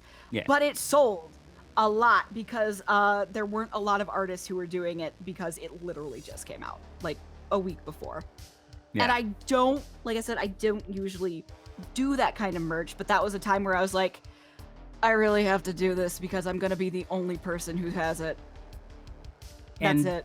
And hopefully, at least on some level, the style of it appealed to you. That even if League of Legends itself doesn't normally, that I look at pop stars, and especially, I'm assuming this was the neon light masks. Yep. And everything. That just knowing your style, that even if you're not into League of Legends, that for that video, for those shots in it, I think you probably had a pretty good time making that particular piece, even if you would not be likely to do another League of Legends piece ever again. That particular one, it feels like it was selected not just because of its potential success, but because you knew that you would at least not hate the creation process. Yes, exactly.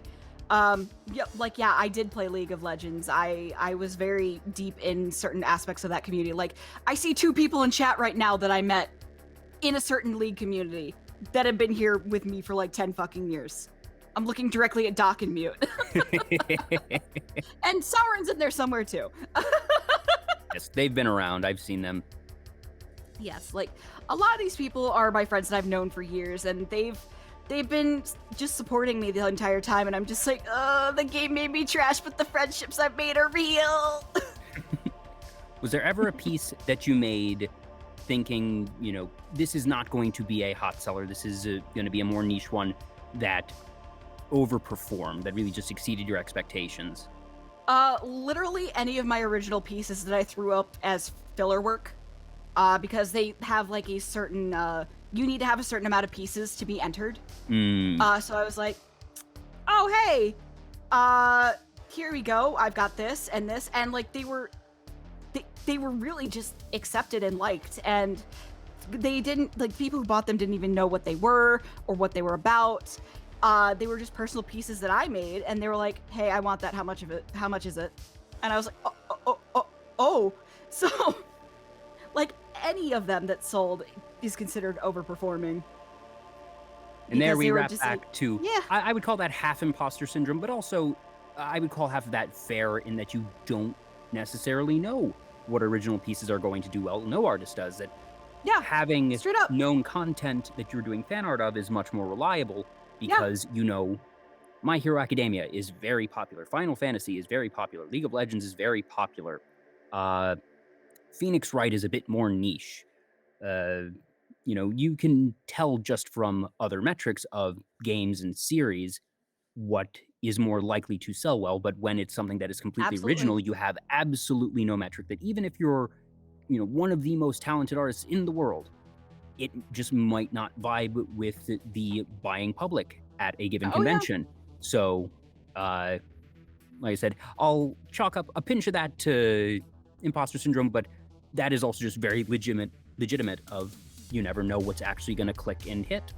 Oh yeah, especially when it's like, it's just straight up original stuff that, like, people go to a convention for fan stuff. They go there looking for specific merch. And when they see something, they're like, oh, hey, what's this? Oh, that's my original stuff. Here's a brief description. They're like, oh, I want that. You sounds cool. I'll take it. Yeah, you sit there kind of going, what? You short circuit for just a second. Yeah, I feel like that, as an artist, is, if you can sort of ask, what about it do you like? And if you find that you're getting anything of a consistent answer on either the element or the lighting or the pose, that you can then sort of hone in from there and figure out, all right, what am I doing right here that is getting people, and hopefully build on that. But at the same time, sometimes people might not even be able to answer that question and say, I don't know, I just think it's cool. Yep, exactly. Because, like, you sit there going, yeah, this is just a filler piece, but then, like, people will surprise you, and again, we're back to, the imposter syndrome of, like, I wasn't expecting this. Like, you sit there going, like, are you sure? Are you sure? Like, because it was, like, $20 for a print, and when you start off small, $20 is a lot. I still go, like, I double check with people on the prices of their invoices for commissions. I'm like, this is gonna be a lot of money, are you sure? Fortunately, most people, obviously there are exceptions to this, most people know what they're getting into when they get into commissions. Pay your artists, folks, and tip them too. Please, God. Tip your artists, we love it, and we might put a little more effort into it. Maybe. Are there any... Sorry? No, go ahead. Are there any pieces that, I suppose, pieces or concepts that you've been wanting to make but haven't had the opportunity to yet? Oh, God.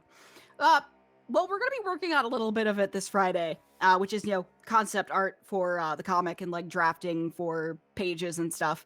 Because I've been wanting to work on this comic for literally years, and like I started on it and then I dropped it, and I started on it and I dropped it, and it's because I just didn't have the energy to keep up with it. So getting to actually work on that now is going to be so good. I'm so ready. So do you plan to publish the comic just, online, or is this something that you might look into physical printing and binding for? I want to start digital first and gauge interest. Probably the practical approach. I don't want to do physical copies until like I know enough people are like, hey, I want a physical version of this. Yeah, maybe do a Kickstarter to make sure that you have the numbers and the funding to get all that. Gauge the interest first. Mm-hmm. First, I want to actually make sure that I can keep myself rolling with it, because if I fall off, I don't want to have to struggle with getting back on it. Yeah, it's very like fair. keeping myself working. Because if I don't have a schedule, if I don't have someone going, hey, you need to do this, I'm very prone to being distracted and chasing the shiny. Yep. Very understandable, but it's good that you have that forethought to sort of know yourself and know your tendencies and say, all right, I want to be diligent about this and make sure that I don't overexert myself, make sure that I keep up with it, but in a healthy manner, because, when you fall out of a habit, it is usually very difficult to keep up with it. Yes. Demon my Queen God. Vivi. Vivi! Welcome, Vivi! Raiders. Hello! We cannot hide from your love. No, we cannot. Welcome in. This is Vtuber Talk. I'm Jay. She's Min. Hi. I definitely know that Demon Queen Vivi knows Min, so hopefully most of her raiders know you as well. But just in case they don't, if you could reintroduce yourself. Hi. I brought myself down to hide from them. Hi, my name is Minerva, aka PartyDemoness here on Twitch. I'm a variety streamer. I do... Shut up, Vivi. I do indie games and I do art. Hello. I love you, Vivi. Kyoki-chan, Lockfinal, Texi, Magicat409. Thank you all for the follows.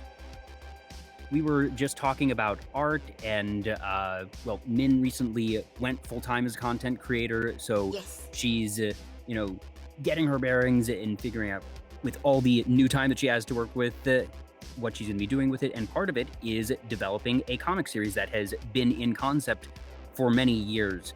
I never actually asked, how did the concept for this comic start? Because we saw one of the concept pieces, but I never actually asked what it was all about or how it came about. How it came about was basically just brain gremlins going wild and going, I need to make this a story now. And so like I just kind of wrote down like the base concept and started developing characters around it, and it started spiraling out of control very quickly. So like I have it all contained still, it's all good, but God, them brain goblins, how many goblins? So many brain goblin. Well, hey, at least these brain goblins, it sounds like they were semi-productive. That yes, if they gave you the concept for what sounds like a very big project that you're about to embark on, brain goblins, usually not very good, but sometimes, just sometimes, they can be productive. Yes, they're good goblins. They're good ones. They're not like the stinky ones. Yes. Yes, they're good brain goblins that run wild, and they're like, hey, here's a really cool idea, and I'm going to give you this really cool idea at like 4 a.m. Rush to write it down before you forget. Good luck. And like lots of it is just like writing with people over the years and going like, how does this fit? How does this work out? And now I just have like this whole concept and comic based around telling stories through like this multiverse, which I talked about the garden and stuff earlier. Yeah. So like I'm very excited to tell like it's like almost like a what is it? What is the word? Anthology. It's almost like an anthology, but it's still tied together at the base. Okay, yeah. Yes. I'm very excited. Do you have any sense of, I suppose, I'm not even sure what the proper increment of content would be here, because saying like how many volumes is sort of nebulous. If it's an anthology, that means it's a collection of stories. How many stories do you have the concepts outlined for in this anthology so far? I have at least 5. At least 5. Like solidly like lined out. But I do have like, other stuff like bubbling in the back of my head. And I had made a joke several times. It's a joke that I say a lot on my channel that I plan on making my lore as convoluted as Yoko Taro makes the Nier series. Oh dear. Which is very convoluted. But I do have a plan for it. I do have a direction. Oh no. Chat's just like, oh, I understand now. A terrifying concept, but also a very exciting one. That 5 stories, you say, all right, 1, 2, 3, 4, 5, that doesn't sound like a lot. 5's a lot. 5 stories is a lot of stories. It is a lot of stories. Because a lot of this is literally stuff that that's been brewing for literally years. And I've just had no way to deal with it and to like work on it because I've been so busy with retail everything shit. Else. Gestures Everything broadly. Else. Yes, gestures broadly and everything. Basically, though. It's have exciting. you been working on like outline documents? Do you have just, Word documents that you've been writing notes in? Or is this all just stuff that has been brewing in your head and that hasn't actually been put to paper, be it digital or otherwise? Oh, I have Word documents. And we're going to be doing, like I said, we're going to be drafting up some storyboards and stuff on Friday. So that's going to be fun.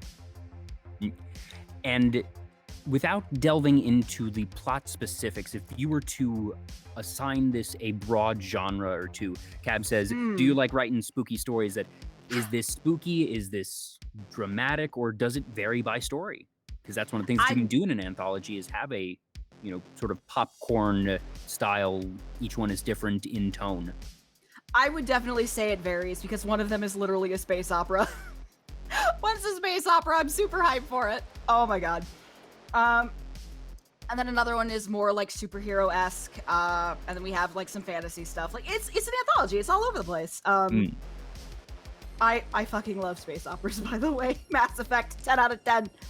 Bidronius, you are correct. Cheer and subscriptions don't work here. I am not affiliate by choice. If you want to spend your cheers, go over and do that on Min's channel, but don't worry. I know about the twinning. We spent the first hour of the show talking about Final Fantasy XIV. Yeah, we did. Because you asked and I just went. And, well, honestly, I didn't even need to ask about the twinning because I've seen it, but I suppose I'm doing a disservice to anyone who isn't familiar with you or any people who might be watching this on YouTube after the fact who isn't familiar with the twinning and the twinning trains that happen on your stream. So I would rather you explain it than me, but please tell us all about the twinning. The twinning. The twinning is a dungeon in Final Fantasy XIV that has music that goes way too goddamn hard. If you want to look it up, there's plenty of music on YouTube. And there is a redeem on my channel, which is a meme video of the twinning, of a party, doing a dance. It's very funny. And my chat thinks it's also the most funny thing under the sun, to the point where they will redeem it for an hour straight. And the thing is, it's not an inherently cheap redeem. It's 1,000 bits. It is 1,000 bits, and someone just did something on my channel. Oh, darn it. So it doesn't work. Because I've had a guest before that used their virtual camera was connected to their OBS.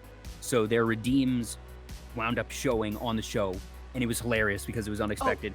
And I wasn't sure if you had that set up here. So I'll admit I'm just a bit disappointed that we can't have that here. Because I honestly considered changing the sound alert for my follower notification to be the twinning, but I realized that was just going to be a bit too long, and that it's one thing when people have to spend 1,000 bits to do it, that I figured, all right, as amusing as it would be for the first couple of times, it would derail the stream. It started. What? It started. Yes, good. Give her an offline hype train. Do it. They're doing it. I can hear it. I guess the question is, do you have the ability to change. Hold up. To make it so this can come up. It's very loud on my end. Oh dear. Can you bring it up so we can at least see the meme video, even if we can't hear it over here? Ooh. Oh, yeah, hold up. Let me... I had to turn down OBS. It was so loud in my ear. People are doing a hype train. Good job, chat. Oh, I'm proud of you. Where is it? Browser. Alert box. Oh, there we go. Anonymous cheer. Here, I'll put this up here. Good. Here. Yes, that way we can at least thank the people who are supporting you. Like I said, I'd rather them throw stuff at you than me. So go over there. Yes. Also, they can see my my animations. Back. Yeah, because I was like, yeah, I am doing this on a virtual. Oh, there it goes. There we are. Yeah. There it goes. Now we want to join the cast. Everyone's over on my channel, I guess. There you go, folks. Just bring up another window. Definitely want to stick around for the fun. Plus, that you're not going to see her reactions on her channel right now, but you can open 2 tabs by all means. I'm just sitting here like, bruh. And they can't even hear it right now. They can't. You know what? Let's buy some time. Let's figure out another good conversation. While we're doing that, I'll multitask and download the audio and figure this out, and we'll do this. I'll make it work. We hear it in our hearts. Yes, we do. Don't even worry about it. Like they've done it for like an hour straight on my channel. I know. They know what it sounds like. I've been around for that. It's just, and like you said, this music hits way harder than it has any right to be. This was not done by Nobuo Uematsu, who is the prolific composer for the vast majority of the Final Fantasy series, but it's clear that the series is still in good hands when it is not his, and that they have their own styles, and whoever was put in charge of this thing called the twinning. So what is the twinning? Is the twinning the name of the dungeon or the boss in the dungeon? It is the name of the dungeon. It is a level 80 optional dungeon. And the song that plays is called A Long Fall. This dungeon is basically one big love letter to like a bunch of the side content from previous raids. And it's genuinely a really cool dungeon. At this point I'm probably gonna have to actually just do the dungeon for it's still going. Good. I have to actually do the dungeon for Twitch. I've roped Gary into joining me for it when we do it, so that'll be exciting. God, I feel like I should like do a fucking stream where I'm like, hey guys, for X amount of subs, I will do the twinning dungeon so many times. Well, how long is the dungeon? I think it could be anywhere from like 20 minutes to like half an hour. I would say like maybe closer to 20. All right, that's not too bad, but that's still a fair bit. I feel like you'd have to do that for a subathon or something where you're gonna have time for it if you're doing that many. And maybe part of the perk is that if you fund it, that you get to participate in the run. Yeah. A good way to go about it, which would make it go faster, would be to bring in a full group of level 90s, because this is a level 80 dungeon. Bring in a full group of level 90s, unsynced, so we can just blast through it a little faster. God, it's still going. Help me. It's still going. We will reach that goal. I don't even know if I'm gonna do it or not yet. I was just like, that would be kind of funny. Level 5 complete. What the hell? Well done. Good job, chat. Like I'm resisting the urge. I realized if I were to try and download it, I don't want it to mess up the stream quality. Yeah, don't even worry about it. Both downloading and uploading at the same time, but like all you need to do is look up FF14 twinning meme on YouTube. You'll find this video. It's 45 seconds. Yep. And it brings it all back to the top of just party, that this is, not full party, it's light party and then full party. Yes. Yep. Full parties are 8 people. It's mostly for like, big raids and boss fights. 14 has like 3 different levels of raids. Oh my God, it's still going. I'm so happy. I'm so happy. Like, my community is absolutely batshit and I love them. Yes. Honestly, this is something I should probably start asking my guests to do, is just, say put on your normal setup. That way, if things happen, that they happen. Because the first time it happened, it was Moriko Kyoho bad at video games, and she has a bonk command, as a fair number of VTubers do. And just in the middle of the stream, we were in a conversation, and I see the bonk happen. She didn't even realize it happened. I was like, did you mean to do that? And he was like, do what? I was like, you just got bonked. And then I have a clip of it somewhere. She's like, wait a minute, do I have my notice on? She's like, oh no, I do. And then it just, what is happening now happened then. And I need to do my part as the host to help enable this more. I need to actually, the chaos. Absolutely. God. Oh, there it goes again. I thought I was free. I'm not. Nope. Good job. Moldred, please. He said in my chat, I still have 8,000 bits all night long, baby. Help me. No. No. Okay. I like how we're like, oh yeah, this will be a fun little thing, and now it's just chaos. Oh, no, I knew exactly what I was doing when I told you to put that up there. Surprise, surprise, man. This was a trap. You got me! I'm gonna have to thank everyone afterwards. Like, there's also subs in here, and I'm just sitting here just going, oh no. Yes. VTuber Talk's real MVP. Oh yeah, real MVP. That's one of the things I try to do. That guests are taking time out of their day to be on my show, and technically being on my show is a loss of revenue. That any time that you could be on my stream, you could be on your stream getting bit revenue, sub revenue. So I usually want to enable that. And, doing this, having seen it twice now, I kind of feel like I should have realized it sooner. So this will probably become a thing because it incentivizes the chat more to support the guest because they can get the, actual redeems and whatnot. Right. And even if it's just them using channel points engaging, that way, it also gets people who aren't already on your channel, hopefully to your channel, that I hope you're getting a couple followers along the way for all this. But this is the ever-growing, content on my channel along with your own. That's very sweet. I'm just over here going, oh boy, I'm getting bombarded with twitting. It seems to have stopped. Thank you. Yes, I am nothing if not an enabler. Yeah. But it's fun and it's fine and and it's all in. It comes from a good-natured place, and we all know that you say no, stop, don't do that. But at the same time, it's your notifications. They're there to be redeemed and used, and that is the wonderful interaction of content creator and chat. Yeah, if it ever gets to a point where I am genuinely just please God, stop, I'll just turn it off. I will just turn it off. We've talked about this a few times where it's are you guys okay with throwing that kind of money for funny video?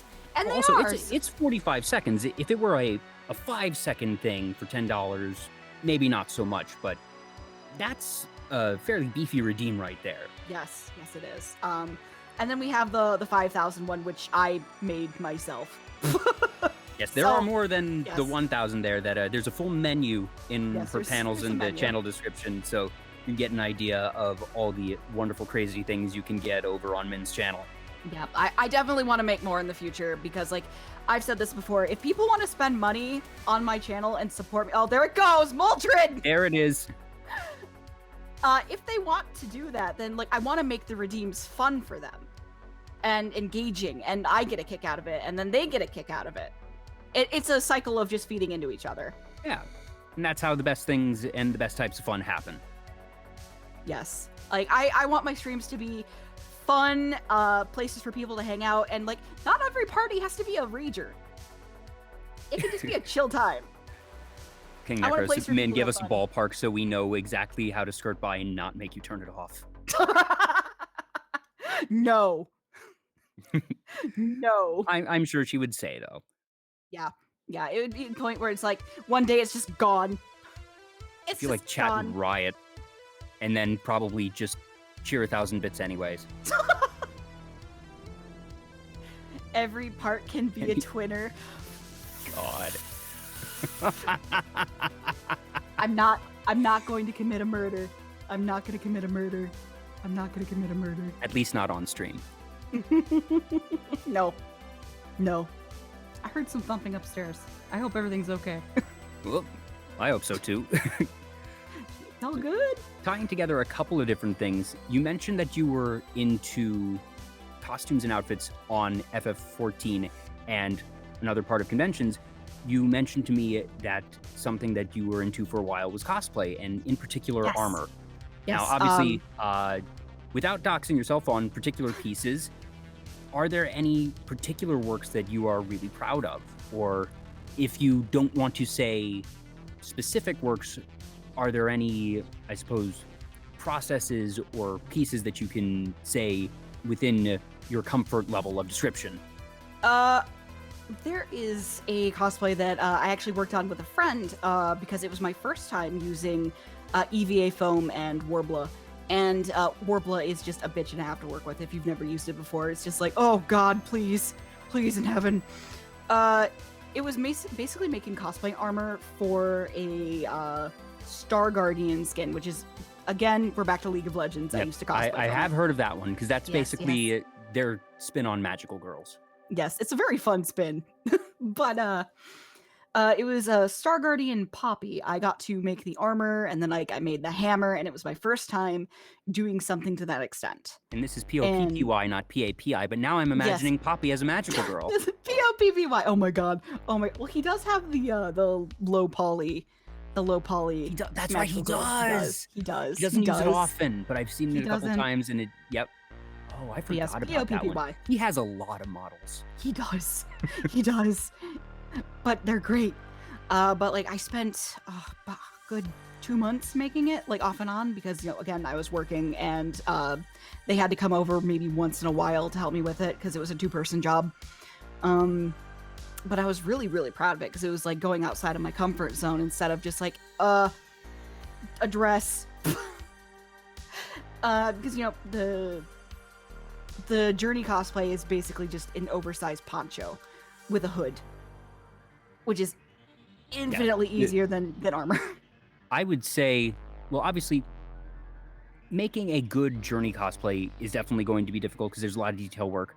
But one thing that I know, I have not cosplayed myself, but I have encountered a lot of Journey cosplayers, and one thing that I hear from all of them is that they're very hot outfits because you are in a poncho and that you are, all covered up, and it can get warm under there, and also visibility can be an issue in those outfits. Visibility is a bitch. Visibility is a bitch. My costume was basically around the shoulders, and then I had a hood separate that laid on top of it, so it was a 2-piece so much. And then the mask was I would tie it around my face, and then I'd put the hood on so it would secure the mask in place. And then the poncho was held together with Velcro, which worked really good because it was in the back. And then I would wear shorts and a tank top underneath it, so it wasn't too hot. And since it was the white one, it didn't retain heat too much. Oh yeah, that definitely would make things easier than the red and gold one. Oh yeah. Absolutely. Now I'm looking up images of Poppy Star Guardian from League of Legends. So this one, it's, as mentioned, magical girl aesthetic, that you have the chest plate, the shoulder plate, and there's some armor on the hips as well, with a blue skirt, blue wig, possibly a large hammer. Yes, the hammer we made last. I'm looking at it from here. It's not looking so good these days, but I can see it. Yes. We made the chest piece first, and then we made the shoulder pieces. The shoulder pieces and the hip parts are held on by Velcro and snaps. Those the buckles, backpack buckles. And since it's underneath the armor, you can't see it. So it just kind of it worked really well. A lot better than I thought it was. It was how fun. heavy was it in the end? Both that and the hammer. The hammer was more heavy than the costume. Oh my god. Because the handle of the hammer, the whole the rod, was made out of PVC pipe. And that shit gets heavy. Mm-hmm. Yeah, it's really fucking heavy. And when you're dragging that around for like 8 hours, you're like, yeah, ah! full con day. Mm-hmm. And like I had heels on, and it was hot too. It was hot. It was a particularly humid June. Oh no, that's the worst when it's humid. Ugh. Oh yeah. Like I've cosplayed the Firekeeper from Dark Souls 3, and that con was also in June. Everything is in June or July, and it's the worst. Yeah, because that's when kids are usually out of school, and when people have more time to go to those things. That's why usually convention scheduling happens. You'll find it in, April to August is prime con season. The stuff happens year round, but that's when you're going to see most of them happen. Oh yeah. Like I made a comment about this because like Cab's been playing Dark Souls 3. But when I cosplayed the Firekeeper, I almost passed out from heat stroke. Oh no. Because I was like, it'll be fine. And then like time went by and I was like, why does everything feel fun? Yeah, you don't realize that you're suffering from dehydration or heat exhaustion until you're at your breaking point. Yep. So rule one of conventions in general, but especially when you are wearing bigger costumes, hydrate. Just keep hydrating. Yep. And like luckily, the convention was being held at the building that my dad worked at the time. So he wasn't too far off. He had water. I was okay. But God, it sucked. Yeah, and you never want to waste precious convention time on recovering. And, hopefully it doesn't get so bad that you have to be taken off-site or something. But even if it's just, all right, you're at the verge of passing out and have to lay low for a couple hours, you'd much rather be taking sips of water throughout the day and not have to burn that hour or two. Oh yeah. Like I've gotten better about it now that I'm older because, oh boy. Experience is the best teacher. That shit sucks. Because like you pay an arm and a leg for these conventions for like travel and hotels. And that's before if you're being a vendor that you're paying for your table. Yep. Or, you pray victim to impulse spending at the conventions, which basically until recently, a lot of conventions turned out to be me wandering around the dealer hall going, I'ma spend money. Oops. And that was it. That's all I did. Because conventions were like the only way to see certain things that you couldn't see in normal stores. Yeah. It's also hot as fuck without a costume. Correct! People produce body heat, and it's hot. People are also sweaty and gross. Please take showers. Yeah. Oh, yeah. Please. Shower, deodorant. Please. Just chuck it under your arm. It'll take you 2 seconds. Just do it. God, don't pass by the gamer rooms. Don't do it. I feel like people had been getting much better about it in recent years, and I just hope that during our time off that people haven't forgotten. Oh, they probably have. Entirely possible. Entirely likely. Do you have a favorite cosplay piece that you've done that could either be the full outfit, or if there was, a particular accessory or piece that you feel like just came out perfectly or as close to perfectly as you will allow yourself to call it? Oh, okay. This will be probably when I was first starting, like, actual, like, working on cosplay. Like, actual work on it. We're back to League. God damn it. I cosplayed Vel'Koz, the lovely noodly boy. Why am I not so? Please don't. Like that. I have some basic familiarity, enough familiarity with League where I know a handful of the champions. Not a lot of them, but on like the 2 or 3 occasions where I played on a friend's machine, I actually played Vel'Koz, so I know Vel'Koz very well. Well, I say very well, but as well as I can know a champion. Vel'Koz was like one of my favorites because fucking shooty laser noodly boy. Yep. But the way I went about it was I made his entire body into a headpiece. And so like I made that into like a helmet, and then like I had like the tentacles made out of fabric, and I stuffed it with cotton, and I painted the tips for like you're gonna have to energy. Anthropomorphize it because Vel'Koz is literally just like you said, eyeball. floaty eyeball octopus Correct. thing. Correct. And then like I had like a black dress that I wore underneath it, and like I had a pink shawl and a pink wig, and like I added some like pink wispies at the bottom of the dress so it looked like I was like trailing behind some like void energy. It was really cool. I really enjoyed it. And I had like these almost like Jessica Rabbit-esque like arm sleeves that were purple. Like I basically just made it into like a whole thing. It was so fun. I love designs like that. Ones that, you know, it's always incredible to see someone who can do a one-to-one reproduction of an outfit and see something that feels like it just jumped out of the game or off the page. But those more abstract pieces and adaptations where it's, all right, this is not something that is a normal human or, you know, something that would be able to be worn as a traditional outfit, and figuring out how do you either anthropomorphize or how do you make these elements into wearable pieces. Yes. That's where you get these really just creative solutions and things that you know, you can't see anywhere else unless it's actually implemented as fashion. Yes. That is one of the things that kind of like my skill as an artist lends itself to is I'm relatively okay at costume design and character design, I like to think. So getting to put together a design that I can feasibly make into a costume and then get to wear and enjoy is just so much fun. And I like that like other people are like, oh my god, this is such a cool idea. This is like because that costume, I went with my group of friends and they also cosplayed from League. So we were a group of just a group cosplay. And we were like, okay, we'll go get our badges and then we'll go grab something to eat. Well, it took us a lot longer than expected because people kept stopping us for pictures. Oh, yep. And we're like, we didn't think this through.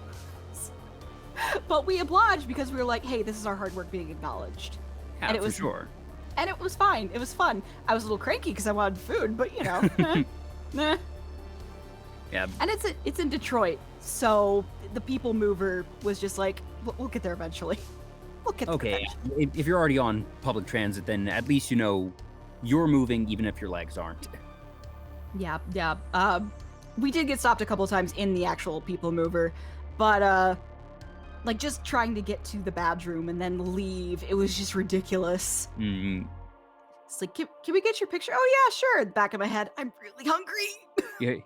You're the 27th person to ask us this in the last hour. Basically. And then you'll like stand there for a while because like other people will start to like and then it becomes join. Like almost a self-feeding monster of an impromptu photo shoot. Yep. And like this was, oh god, like 9 years ago, 8, somewhere. Like Vel'Koz had just come out. What time did Vel'Koz come out?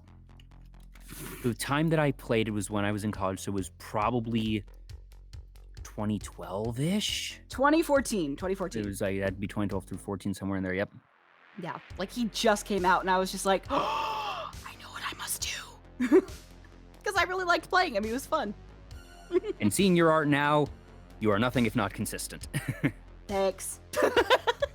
Hey, and there's nothing wrong with that, people have their tastes. Nah, it's just funny. I miss cosplay. Is that one you could ever see yourself going back to and updating it now that you are more seasoned and have more experience in, well, basically all facets? Do you think you would ever want to, rebuild that or touch it up and bring it to the next level? Or do you see it as a piece that you look back on fondly, but that you are going to leave that one as it was? I mean, I probably could now that I have a better idea of what I'm doing and how to go about it, because the first helmet literally made out of foam and paper mache. But it looked really good. The end product looked fantastic. And I was super proud of it, and I might be able to do it a little better this time, and by that I mean a lot better. Just a little. But yeah. I might. It depends on time, and if I'm willing to put in the effort, because God, now I have so much to do. Yeah, and just, well, I assume you would want a convention to wear it at, and we're not totally there yet with conventions, so don't worry, you'll have the time to embark on that if you choose to. Oh yeah, yep. It's gonna be a ways off, but maybe I'll pick it back up. Maybe I'll do it again. I think it'd be fun to revisit eventually. Yeah. Yes. Just, sort of that before after type of thing, and especially since it's been a while. Oh yeah, it's been like a solid 7 years, almost 8. That's quite a bit of time. Time is fake. I hate it. Time is fake. Time needs to stop. Yep. But can we get to work on that, temporal engine? Amelia Watson, paging Dr. Please. Amelia Watson. Please. I'd like time to just stop for 2 minutes at least. Just for 2. Speaking of time, we're at 3 hours. Oh, shit. Time flies when you're having fun. Genuinely. But I do want to make sure that you get to bed at maybe a reasonable hour after your full day, because this will be, like I said, you were streaming yourself earlier for I was about 4 hours and then had a bit of a break. So I have a couple questions I want to wrap up with, but then I will let you go. But okay. This has been so much fun. Honestly, I hope you've had a good time too. I've had a blast, straight up. Your chat is basically my chat, and it bullied me. This is the hell out of me. This is episode 46, and I will say that I have found, I'd say on average, 75% of the chat for the live show is people who are already fans of the guest. And I have a couple people who return, a couple people who lurk, and, that varies, but it is usually the guest bringing their chat. And if someone is following the guest to another channel, it's usually the most loyal fans. So that's something that I really enjoy as the host, that I usually get to experience the sort of concentrated version of a VTuber's community. And obviously, since I make a point to already become familiar with the guests in their community, I know what to expect. And that's part of something that I've worked into my own sort of mental calculus when I invite people. It's like, okay, is this a group that I want to have to handle myself for a number of hours? And I don't think I've ever actually found a chat where I said, I enjoyed this content creator and not their chat, because usually one begets the other anyways. So I very much know what I'm getting into. I mean, it's not like you haven't been in my chat at all anyway. But at the same time, that's what makes it fun, because I knew, all right, tonight was gonna be a little bit crazier. Other times I bring on a guest and I know, all right, it's gonna be super chill, but it's gonna be, like extra wholesome tonight. And it varies, and that's one of the fun things for me. So I have had a blast myself. But as we're now in the last 4 days of the year, 2021 went by in a blink for me. I don't know about you. I feel like the first couple months slogged, and then the second half just flew. Yeah, I want to say that like the last few months, because I just started this, so it feels like it went. For you in particular, because it's been that roller coaster. Mm-hmm. So what would you say is your proudest achievement of 2021? Getting the guts to finally quit my fucking job. It was soul crushing. I didn't enjoy it. It paid the bills, but it was absolutely bringing me down, and it was not helping my mental situation in the slightest. Was there a moment where you sort of had your either epiphany or resolution where you're like, I'm doing this, and that it's no longer I'm considering, but was there a moment where it just sort of hit you, or that you had a conversation with yourself and at the end of that conversation you said, yes, I'm going to, or was it something that you didn't even realize when you made the decision? I think I had made the decision for a while, but it was the fear of taking that step, because it is not a good job, but it was a stable job. It provided a paycheck. It made sure that there was a roof over my head and food on the table. So I had decided I wanted to quit a while ago, but I was not in the proper situation to do so. And originally the goal was to do it in January or February. But I finally just went, it was Thursday the 9th. I went, guys, I really don't want to be here anymore. And I had to like ask people, I was like, guys, do I finally do this? Because like I kept second guessing myself. Now, when you say you were asking, were you asking like your chat, or were you asking even your coworkers, saying like, "Will you be all right without me?" I was asking like my friends, like my very close friends, because I have a lot of friends in different chats that I'm very close with, and I'm just like, guys, I can't do this anymore. Do I finally just do it? And some of them were like, oh, well, you have to put in your 2 weeks. And I was like, no, I can't do it 2 weeks because that will just give me time to second guess myself and redact it and keep being there. So they went, look at your options and look at where you are and where you want to be. Do you do it? And I went, yeah, I'm doing it. So I put my handheld down on the desk. I grabbed something that I was going to buy on the way out. And I walked in the back and I put my vest up over by the time clock. I clocked out with no intention of clocking back in. And now, I left. Was this at the end of your shift, or did you clock out early that day? I clocked out early. Oh, wow. I clocked out early. It was like an hour and a half in. I was like, I can't fucking stand this. I was like, I'm done. And one like of my Jay in the chat says, "Power move, let's go." Let's go. Yeah, and one of my team leads, he stopped me as I was, heading back towards the back room, and he was like, "Hey, you forgot your handheld," and I was like, "No, I didn't." "I'm sorry, I'm quitting." And he was like, oh, "Why?" And I was like, "I just don't want to be here anymore."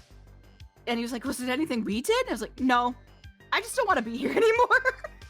And I suppose, in some way, it is nice for them to know, one, at least it wasn't them inherently, that, and I suppose it's also nice that even if the environment was soul crushing, that it was the environment and not the people. I feel like that helps a little bit, not a lot. Obviously it didn't make a difference, but I that's certainly a memory that you're gonna have. And I'm guessing that your team lead might also have the memory, because it's not every day that someone has the guts to do a bold exit like that.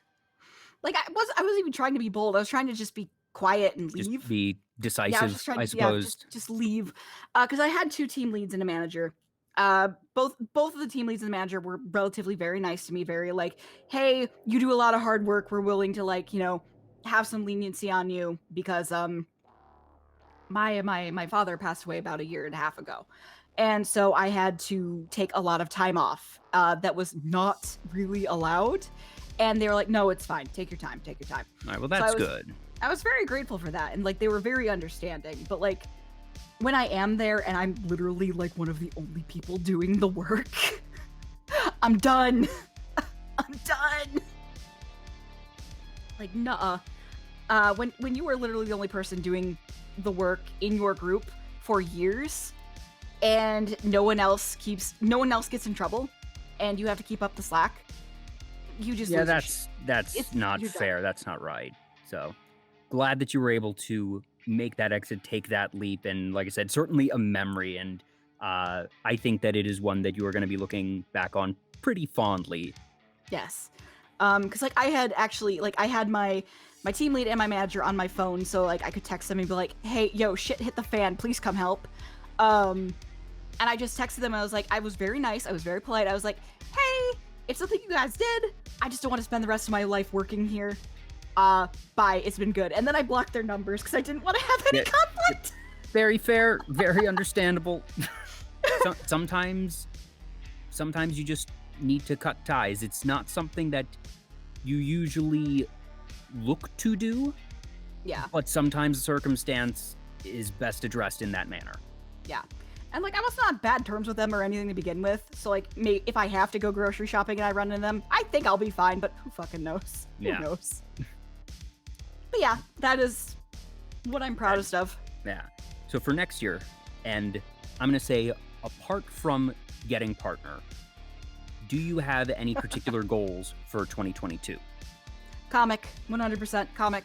Now, is this starting? Is this publishing your first chapter? I want to at least get it going to the point where I can maintain a proper workflow.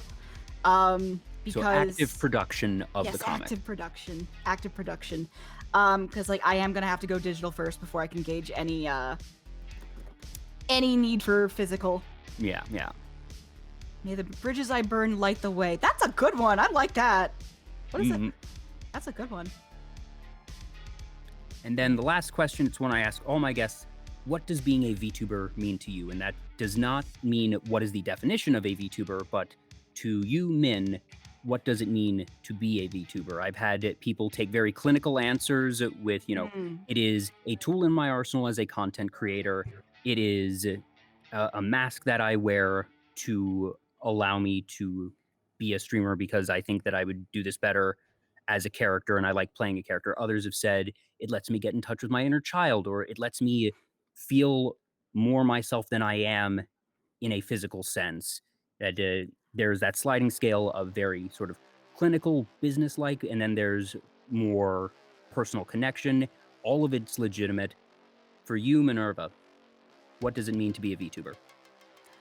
For me, it allows me to actively vocalize a part of me that I don't usually get to. I'm usually like, here's a secret. I don't fucking talk when I'm not on stream. I just don't talk, like, at all, unless I'm addressed and I have to say a word back. It helps me vocalize my thoughts and to get to know people and express myself and get to show what I am made of and who I am. I think I said that in a circle, but whatever. I've talked in circles more than one time tonight. Don't worry about it. Ultimately, it's about getting to show people who I am and getting to get to know people. It's socializing for me in a way that I feel comfortable. And I get to entertain and people get to, like, laugh at me. And play the twinning. God damn it. You're going to have to accept that is part of your brand now. I must accept the twinning. Embrace the twinning, love the twinning. Thank you, Soken. Thank you, Masayoshi Soken, for the twinning. Thank you for gracing this in my life. Because for better or worse, and I do feel it is better, it's gonna be a thing, I think, until it gets to a point, like someone mentioned in the chat earlier, that you choose and say, all right, folks, I do not like this anymore. I think it's going to be part of your brand. And you're gonna have to start paying royalties eventually. Fuck. God. Yeah, consult your tax expert on that one. I have no idea where that one falls. Don't ask, don't tell. Yep. Shh, don't worry, it's gonna be fine. But in all seriousness, one of the reasons I asked that last question is because I know I'm gonna get a different answer every time, and that I have found that while I never know exactly what my guest is going to say, that after having a good conversation with them and being at least, somewhat familiar with their content, that I've never had an answer that surprised me. That it's that interesting balance of I don't know what it's gonna be, but when I'm told it, I always say, yeah, that makes sense. For what I know of you, your answer makes sense. Oh, here we go again. Mildred! Yes, to end the night, one more what a way to go. Party. So before we head out, do you have anybody that you would like us to raid? Ooh. I would like to raid. I've got two people off the top of my head. Miss Jackie CR and Wukiki. Your choice. Yeah, I'm trying to figure it out. I'm gonna look at chat and just kind of like, hey guys, what do you think? Because usually it's up to like chat helping me decide, because I have a very hard time. Kibby or Monkey. I kind of want to go for Miss Jackie. I want to go for Miss Jackie because I haven't seen her in a while. I'll get her URL. Yeah, want to make sure I spell that correctly. Yes. I'll just DM it to you. Sounds good. Well, while we're getting all of that set up, just Miss JCKIECR. She's playing GeoGuessr.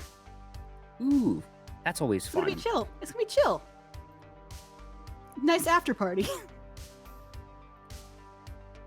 All right, awesome. So I've got that all prepped. So thank you all so much for tuning in. This has been episode number 46 of Vtuber Talk. I have another guest lined up for later this week. You can follow me here on Twitch and on Twitter to be up to date on all my shows, but also be sure to follow Min if you aren't already. Her URLs are right there at the bottom of the screen. It's PartyDemoness, nice and consistent both on Twitch and Twitter. Be sure to follow her if you aren't already. There is a lot to look forward to for her, for sure. And Min, thank you so much for taking time out and coming on the show, for sharing your community with me, for letting me enable them to bully you with a offline hype train. That's always fun. Good also, job, chat. Good job. You're part of that community. You're part of it. And happy to be, for sure. Thank you so much for having me. It was very fun. My pleasure, my pleasure. So, like I said, follow Min, follow me if you feel so inclined. I'll be back later this week with the show, and then I'm going to be having my first anniversary stream. It's going to be on January 15th and 16th. Ooh. It's going to be 12 hours each day. It is a charity marathon benefiting Child's Play. So, if you all would join me again for either another show or for that charity marathon, I would be absolutely humbled. Thank you all again so much. This has been another great show. Oh, want to make sure that I sweep any last ones. Moldred89 and Metamel Aqui and Tazi Kisses Kill, The Hollow Die, Magicat 409. I think I got Magicat 409.